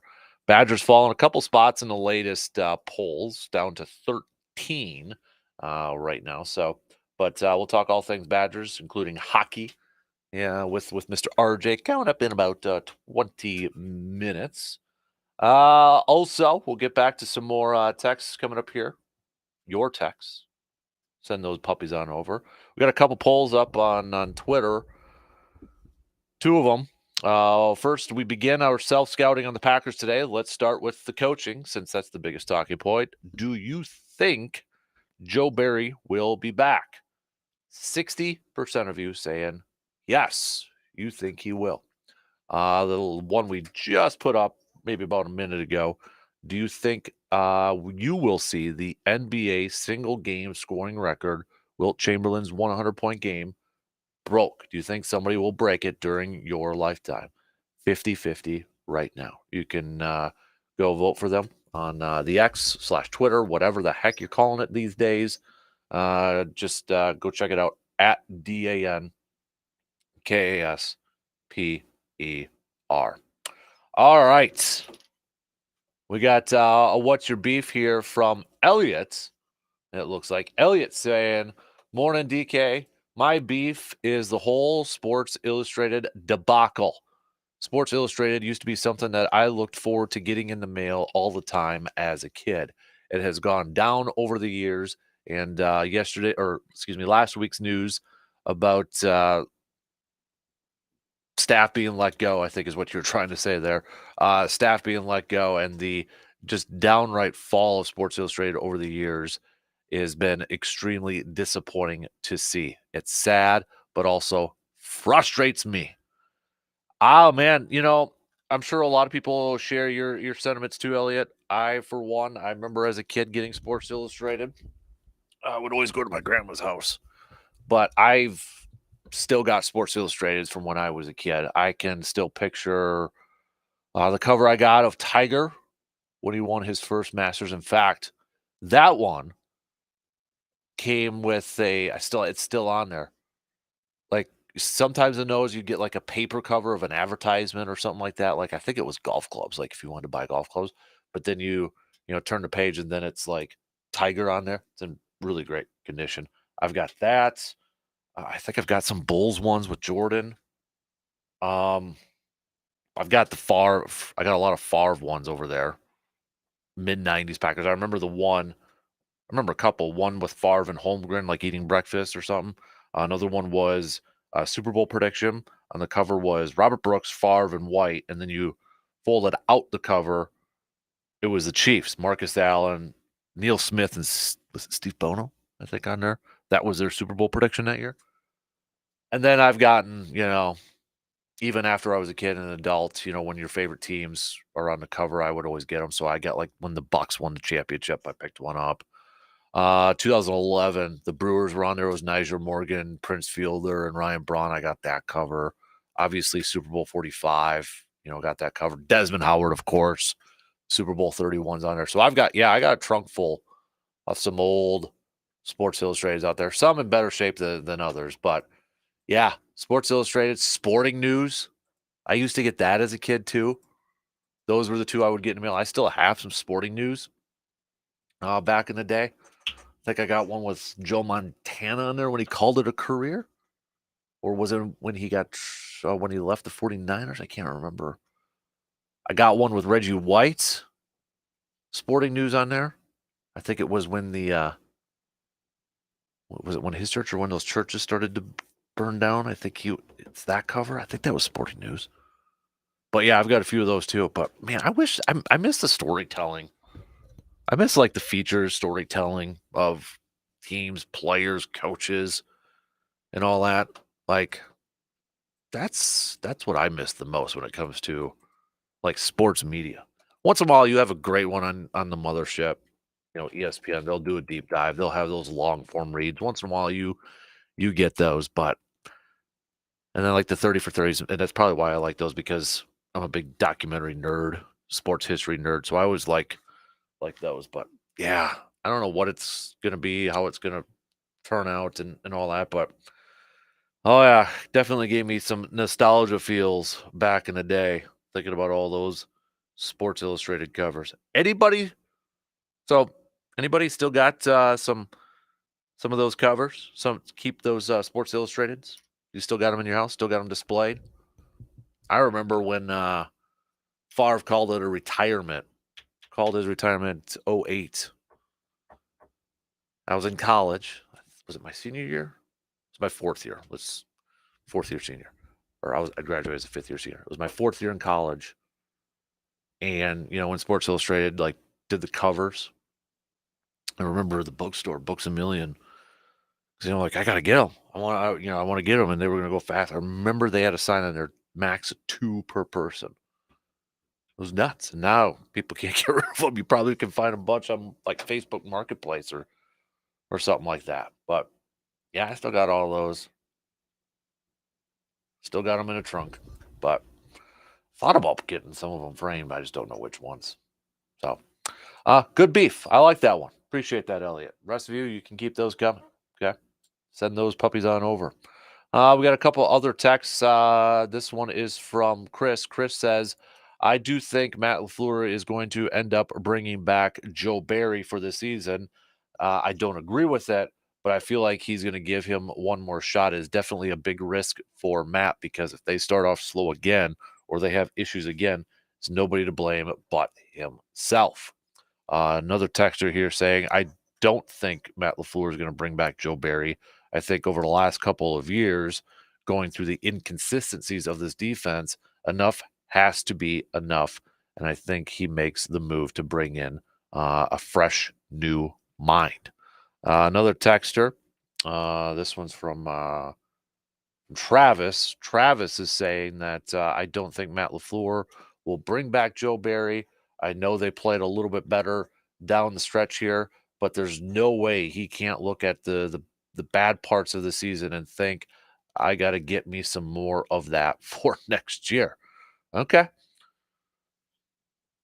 Keep them coming. What do you think? Again, said it in the first hour.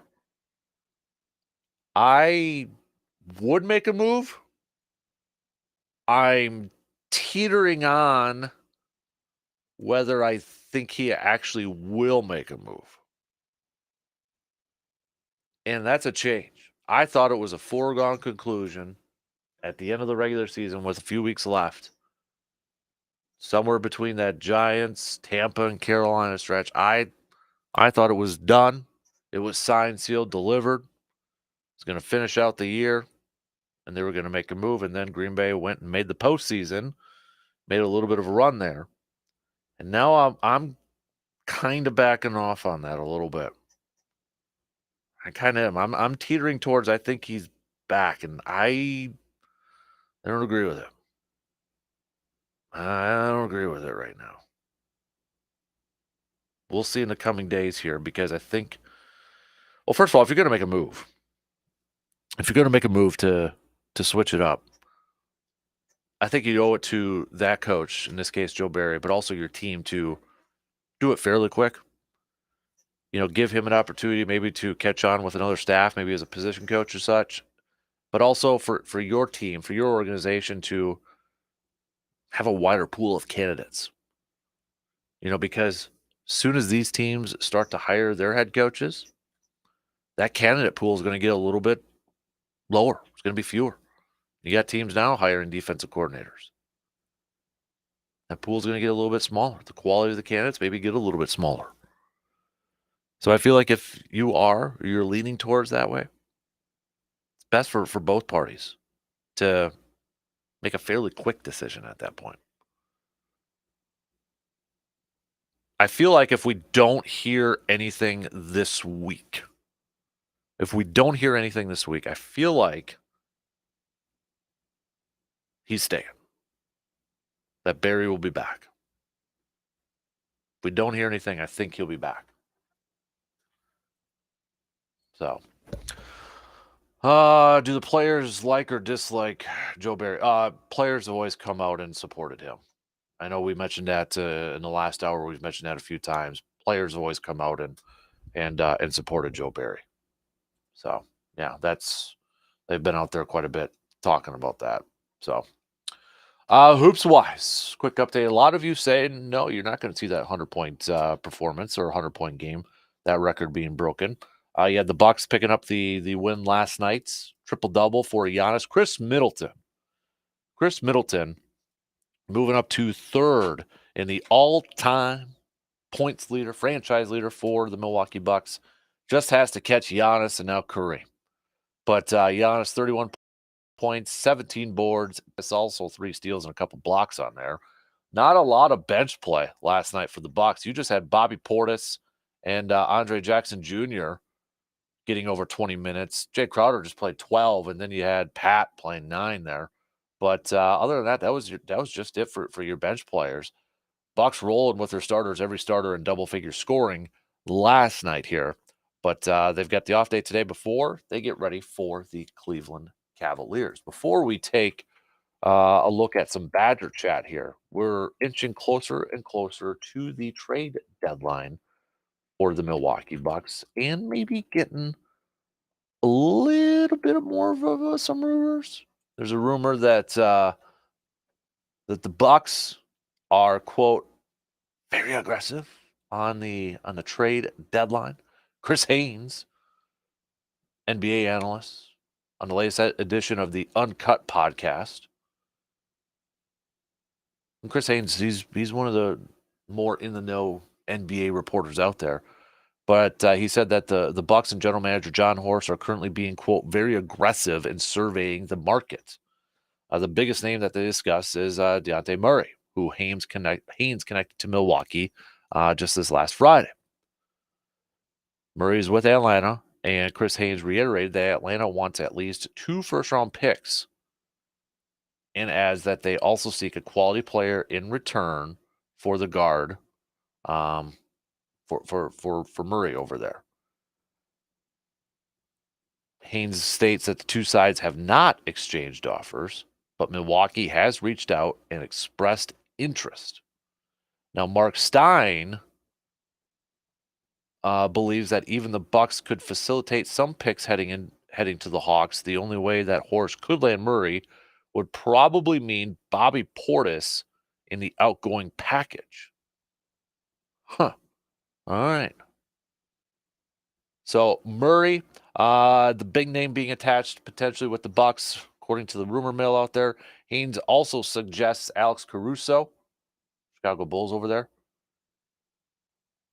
and a few other names over there too. But looks like they're looking at that guard market, that backcourt help, wing help, a little bit there. But Murray's an interesting name. Yeah, you're going to have to give up quite a bit to bring him over. I would imagine that means Malik Beasley to the bench, or maybe he's a part of the trade package. But I would imagine that means Beasley to the bench. I mean, Murray this year is averaging 21.4 points per game. He's 27 years old. The Bucks somehow get that move made.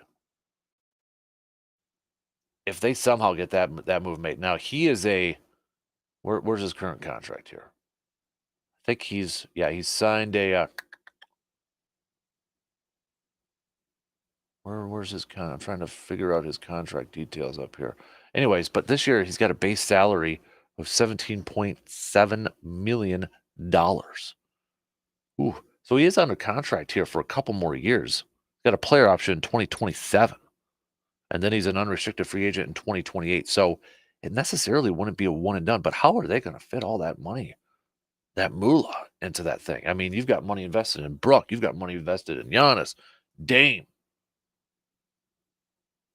and now Murray. And then you got Middleton on there too. Would that mean that they would move on from Middleton? Possibly. Could be. I don't know. But boy, that would be a big time move. And now you kind of have to wonder about Okay, they're getting more offense over there, but whew, interesting. 2 first-round picks though, and a quality player in return. Can they pull that thing off? I'm skeptical whether they can do that or not. I'm skeptical. Yeah, he's averaging these career highs right now for Murray over here. So yeah, he's a career 14.7 points per game dude. And this year, yeah, 21.4 points per game. Pretty much the same amount of rebounds and assists. 3-point percentage is a little bit up. 39 career or 39 regular, 34.6 career. Interesting. Something to follow, but Deontay Murray. All right, let's take a quick break. We'll switch gears here. We'll talk some more hoops, but college hoops. Badgers in action, visiting the Gophers in the barn tonight. Let's talk about that and some Badger hockey with Mr. RJ Cardinal coming up in just a little bit.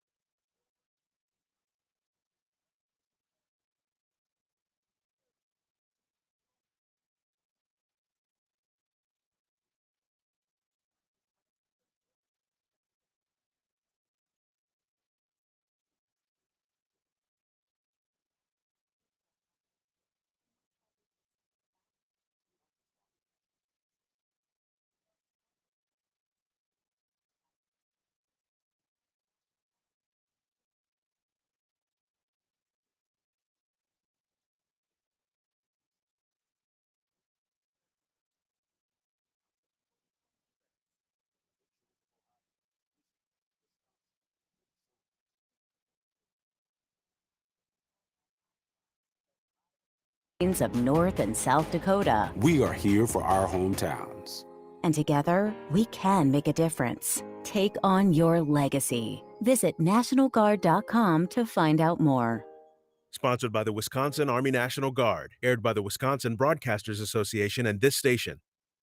Want the latest insight and analysis on your favorite green and gold football team? Check out the Green and Gold Chalk Talk video series hosted by Dan Kasper with new episodes each week on YouTube.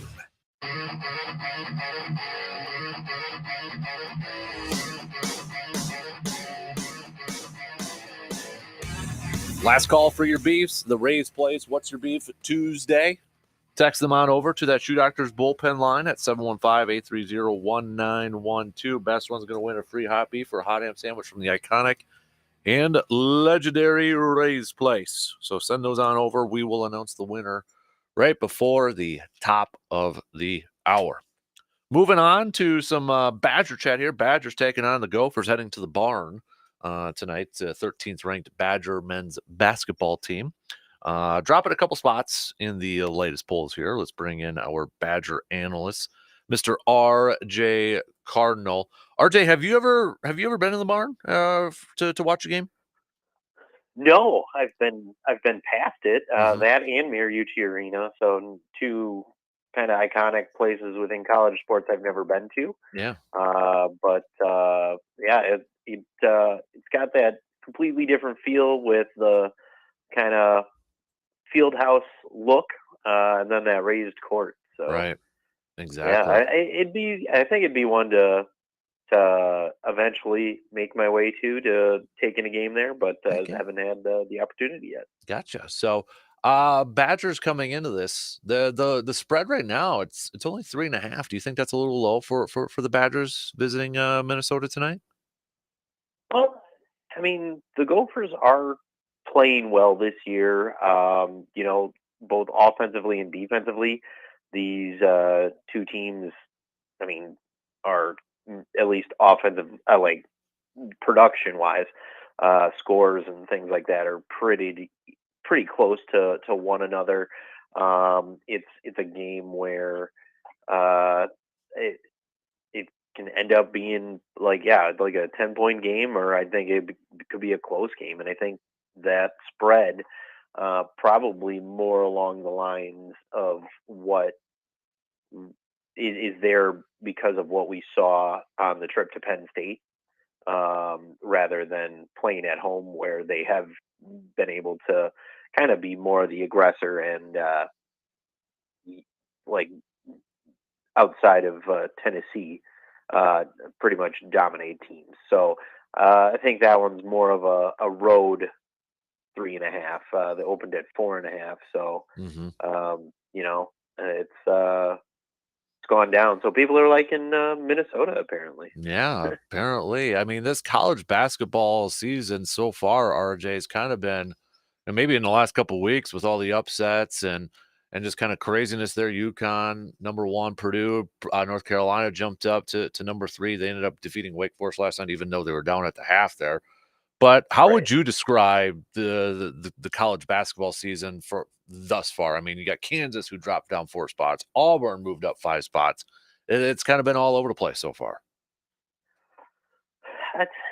I like parity across the board. So when you have multiple teams who you can't look at it and say the definitive number 1, let's just end it here and we'll take it and call it a year. I like that. Like when you can have a year where, Purdue loses to a 13 or higher seed in the first round for 3 straight years. When you can have that kind of stuff. And sure, I'm picking on Purdue because they're in the Big Ten and that's the first thing that popped into my mind. But like Virginia losing to a 16 seed and things like that. I like that better than when you could have an entire class of 5 stars, and I mean people still do that, but it's nice when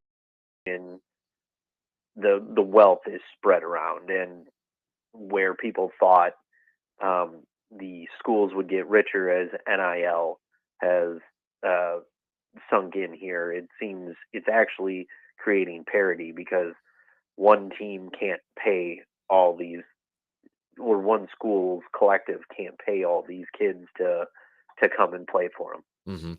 Last week when we talked to you, we were looking ahead to that Penn State game, and well, we know what happened after that Penn State game. When you see that game, and it was an 87 to 83 loss by the Badgers, and I know Greg Gard talked about defense, but when you look at that game, do you think that was a typical trap game for how well the Badgers have been playing up until that point? Well, I mean, they were still shooting like 48% from the field. So, I mean, I it was, I think, yeah, defensively, I think it was, they weren't playing up to the standards that Wisconsin has. Penn State across the board was shooting 10% higher from the field, 10% higher from a 3-point range. Sometimes you run into a buzzsaw and it gets you.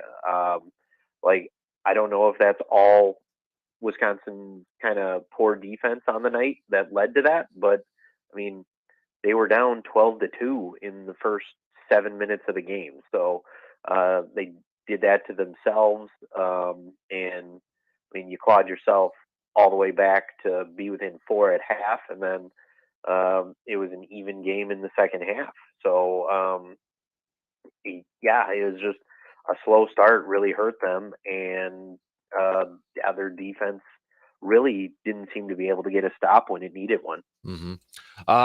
Another freshman, Big Ten freshman of the week for John Blackwell, RJ. And I know, the last couple weeks he's been in double figure scoring. Indiana 12, Penn State 14. Before that was a little quiet there too. But just how pivotal has he been, in your opinion, as a freshman coming off the bench? How pivotal has he been to Wisconsin's success so far this season? I mean, we talked about depth being a little more than it was in years past now. So, and in 3 of the last 5 games, he's been in double digits in points, and you right around 20 minutes averaging there. So he's averaging play and a half. And yeah, it's good to have that kind of development coming from a freshman. And I think we probably kind of got the gist of it when Tom Izzo was like, I'm not sure how we let him get out of the state. Yeah. So, I mean, it was a big recruiting battle for Wisconsin, who not a lot of, and I shouldn't say recruiting win, not a battle, because not a lot of people were looking at him. And that's one of those we've talked about in the past, both for football and basketball. They get on kids early. They seem to hit on the kids that they get on early that nobody seems to think anything of. And then the kid ends up being all right and gets more looks as their high school career goes on. But it was too late because you came in too late on the whole thing. Yeah, having the kind of depth at the guard position there, where you can bring him in and have spells for Chucky and for Klesmit, and he's even pushing Connor Essegian there for playing time. And for the people who are like, he needs more minutes for Essegian, you can blame John Blackwell for that. You can blame Kamari McGee's defense for that. So it's one of those, yeah, having him as an option off the bench is awesome. And it's a great development, whereas, years past, we really didn't think we'd see freshmen kind of being this kind of contributor. But in this day and age, you have to start expecting freshmen to be this kind of player. And if you're not, your program isn't where it needs to be competitive. The only other player I could think of, RJ, when you're talking about, freshmen coming off the bench and being a contributor, and you could tell me if I'm completely wrong, was like Sam Decker, back in 2012 when I was looking up his numbers. I mean, that year he averaged 9.6 points per game, and John Blackwell this year so far, 9.1 points per game. Yeah. So, yeah, it's one there too. That's the kind of kid you want. I mean, And I mean, I think all of us are more familiar with Sam Decker because he's in the state, and we saw him just making everything in the state championship game. Yeah. And so you're just like, wow, pretty glad this kid's going to Wisconsin. And then you had all the detractors who were like, well, he's going to Sheboygan Lutheran, so what kind of competition is he actually playing? But I mean, it's a kid who, I'm not sure where else he would have gone because he had got the offer and like committed real quickly there, if I remember correctly. But yeah, that's one of those.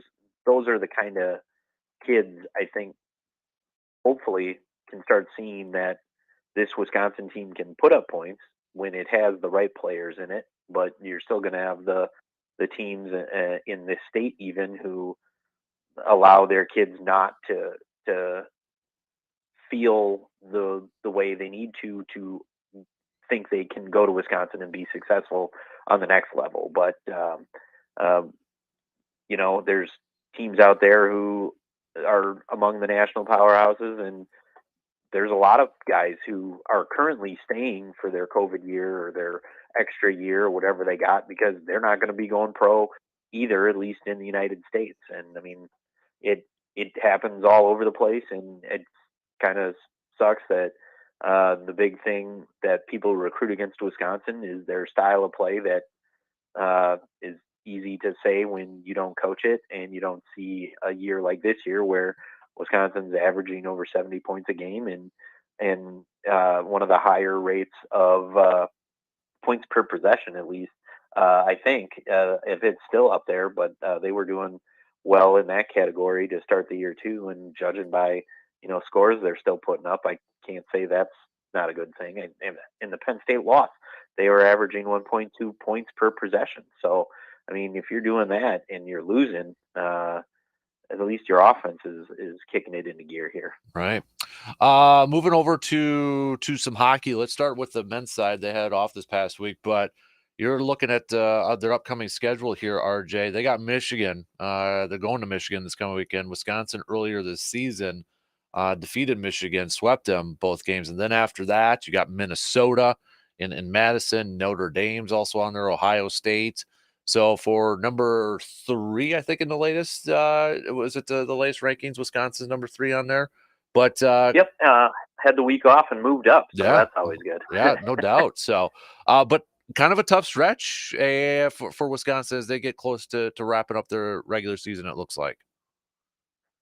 Yeah, and you have Michigan coming in. I watched their Saturday night game, but I can't remember if they split with Michigan State last weekend. So it was you have a team that has some firepower coming in again because you just have to be able to outscore this Michigan team, which Wisconsin was able to do earlier in the year, winning 5-4 and then 2-1. So they played 2 totally different style of games there. But it's a game, a series that, I mean, fully capable of being able to sweep Michigan if you got your head on right, and hopefully a week of resting the legs will help out there. But yeah, so traveling to Ann Arbor this weekend, Minnesota coming in, Notre Dame after that, Ohio State. I mean, it's going to be, you're running the gamut here back through your conference. And I mean, really the only team you're looking to get revenge on is getting swept by Michigan State, and that one's coming up at the end of first weekend of March. So I mean, we have series going here all the way now.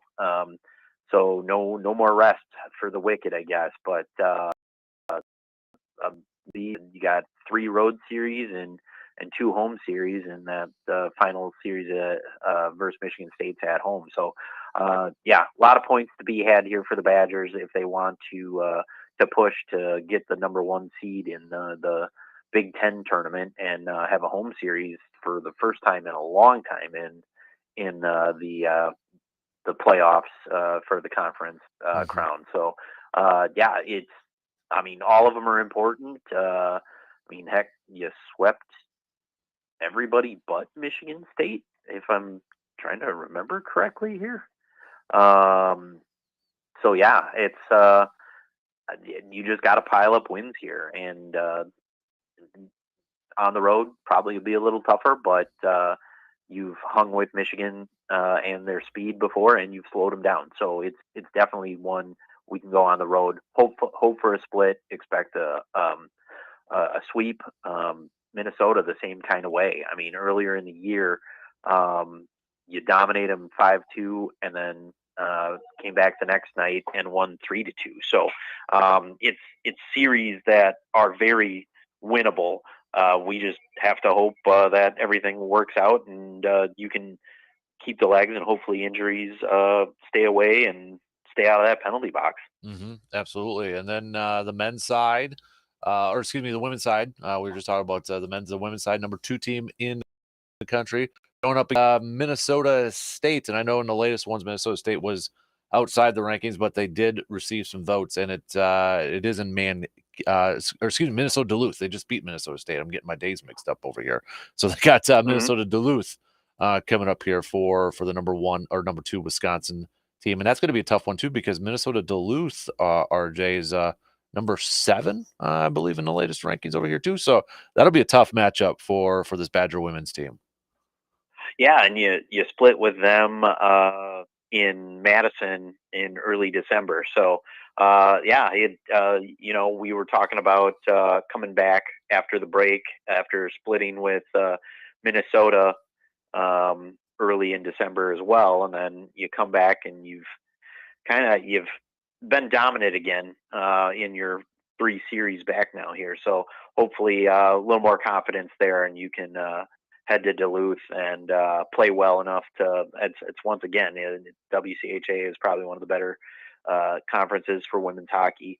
Hope for a split, but go in there expecting a sweep, and and St. Cloud coming back after that. So I mean, you're it's another one. It's just you're in the thick of it, going down to hopefully get some more points and put yourself in a good position for the WCHA tournament. Before I let you go, RJ, anything new on the football side, transfer portal, or anything like that? Any big names or any names of interest that kind of popped up for you in the last week or so? I didn't recall. We've seen some 2025s start committing, so there's that. And I guess we'll go through from there to see.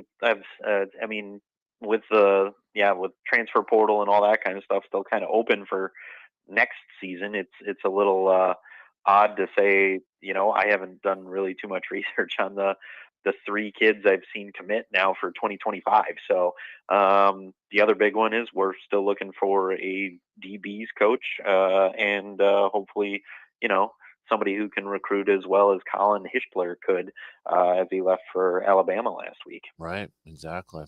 All right, he's RJ Cardinal, Badger analyst, Zone and Madison. Dude, appreciate the time as always, man. Enjoy the rest of the week, and we'll catch up with you again next week.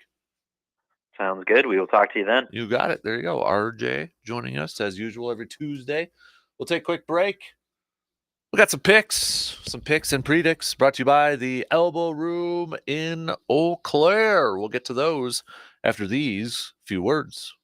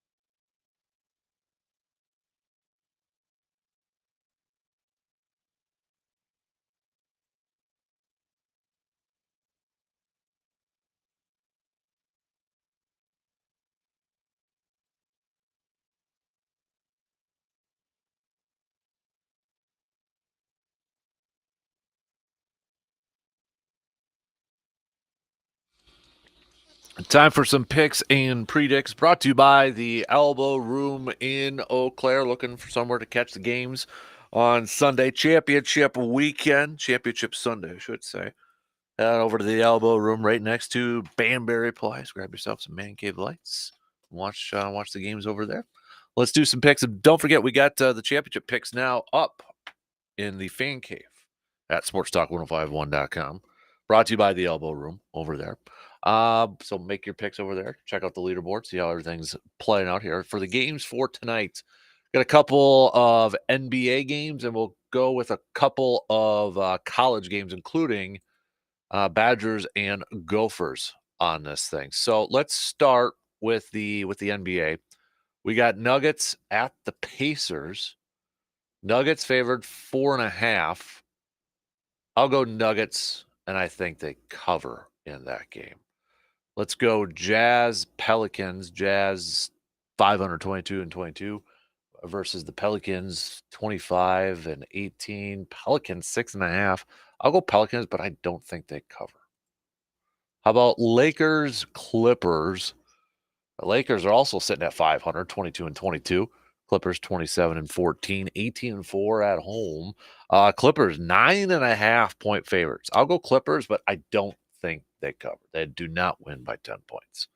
Let's go to college basketball. Let's start off with Houston versus BYU. Houston, number 2 in the country, versus BYU, 21 in the country. Houston's only 2.5. Only 2.5. Houston wins, and I think they cover. I think they win by 3 over BYU. And then we'll go Wisconsin taking on Minnesota. The Badgers visiting the barn. It opened up at 4.5, is now at 3.5 here. Wisconsin wins, and I think Wisconsin covers. Minnesota's playing better this year, but I'm going to go with Wisconsin for this one, and I think they cover. All right. Your Raised Place, What's Your Beef winner for today. Congratulations goes out to Elliot. Elliot, I will get a hold of you and get your info so we can get that in the mail, your certificate in the mail, so you can get over to Raised Place ASAP, and get your hot ham or hot beef sandwich. So big thanks to everybody who sent in your What's Your Beef Tuesdays, brought to you by Raised Place. We'll do it again next week. So if you got something, make a mental note of it, and then send it on over to us next Tuesday. All right. Quick update on some of the couple polls that we put out there on the X/Twitter.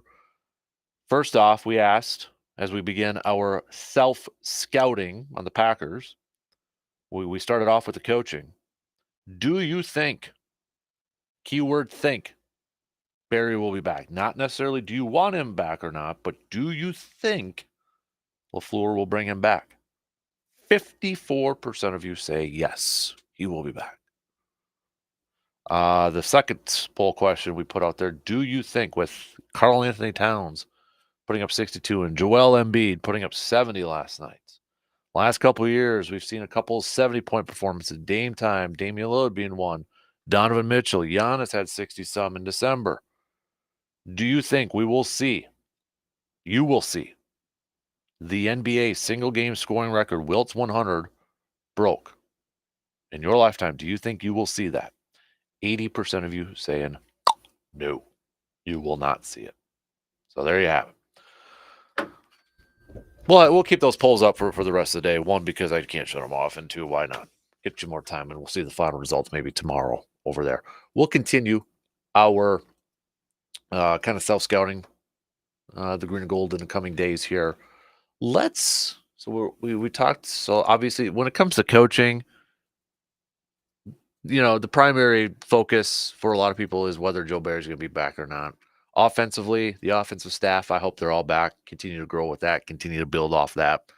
Defense, I think, is going to depend on if they do bring in a defensive coordinator or not, and are they going to have kind of a retool of that staff over there? Are they going to go and try to run it back with the same staff or such? But again, if it were me, I think you move on, but I'm teetering a little bit. Because I thought in December it was going to happen. They were going to make the move. Barry was going to be gone. And they went on a little bit of run. They made the postseason. Now I'm kind of backing off that ledge a little bit there. I still think you should make the move. I just don't know if LaFleur's going to do it now. If he does it, it's going to be this week. If he doesn't do it this week, I think that means he's staying. We shall see, right? But tomorrow we'll kind of start to focus on some position players. All right, we'll take a look at some position groups over there. Tell you what, go join the Man Cave Conversations, our official Facebook group page. I'll put the question out there. I'll put the topic, or the group, I should say, that we're going to talk about tomorrow, and get some feedback, get your thoughts right away before we dive into it tomorrow. So if you want to join that Facebook group page, just go to facebook.com, look up Man Cave Conversations. It's a private group, so you got to be approved to join it. We'll prove you, though. But otherwise, you can get that link easily by just going to sportstalk1051.com and clicking on the Fan Cave tab, and that's also a part of the 715 Fan Cave over there. So we'll kind of start to hit up some position groups tomorrow. And if you want to get a jump on it, join that Facebook group page over there. Other stuff. We talked a little bit about the Bucks trade rumors. Could Dejounte Murray from the Atlanta Hawks be a target? That's a rumor potentially out there. How would they be able to afford it? Smarter people than me can figure that one out, but sounds like they'd have to give up quite a bit to get him. Would you be good with trading a guy like Bobby Portis potentially to bring him in to improve your kind of backcourt, maybe some defense, perimeter defense? He's also a big-time scorer. He's averaging over 21 a game. Career-wise, he's 14 and a half, so he's having a career year scoring-wise, but would you be willing to make that move and maybe put Malik Beasley on the bench? Trade deadline, NBA trade deadline. It's going to be here in a few weeks here. So don't be surprised if you hear some more rumors and some more rumblings and reports out there as we get closer to that, especially for a team like the Bucks, who may, be right now they're chasing the Celtics for first place in the Eastern Conference. They're 3.5 back from Boston, but maybe kind of still say, hey, even though we are in second place, we got Philly on our butts right now. Do we have enough? Do we have enough to beat Boston in a 7-game series or Philly? Tell you what, playoffs started today. Yeah, your play-in teams are Indiana, Orlando, Chicago, and Atlanta. Indiana's a 7. If it goes chalk, Milwaukee plays Indiana, which the Bucks fan, I don't want to see, considering their struggles against Indiana this year. So I'm sure there'll be more rumors and all that good stuff coming down the wire in the next couple days here. Badger-wise, Badger Hoops tonight, tip time, 6 p.m. at the Barn. Can the Badgers pick up the W and still remain in sole possession of first place in the Big Ten Conference? They're still holding on to that half-game lead over Purdue right now. The win, they'll continue that lead over there. But it's been a fun year so far for this Badger basketball team, hasn't it? Boy, oh boy. Can they continue to roll right now? Wisconsin, as we mentioned, dropped a couple spots in the latest rankings. Only 3 Big Ten teams in the latest AP poll. Purdue at number 2, Illinois at number 10, Wisconsin 13. Marquette right behind Wisconsin. Marquette coming in at number 14 in the latest polls here. Marquette, if you're looking at their upcoming schedule, their game is tomorrow against DePaul. But they squeaked by, got a victory against Coach Pitino and St. John's just a couple days ago. They squeaked by with that one, 73-72.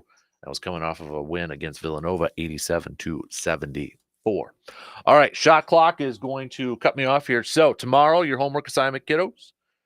Give me some stock reports. Whose stock is rising and whose stock is falling. We'll hit that up. We got a little business of sports. It's a business of sports Wednesday. We'll chat about that.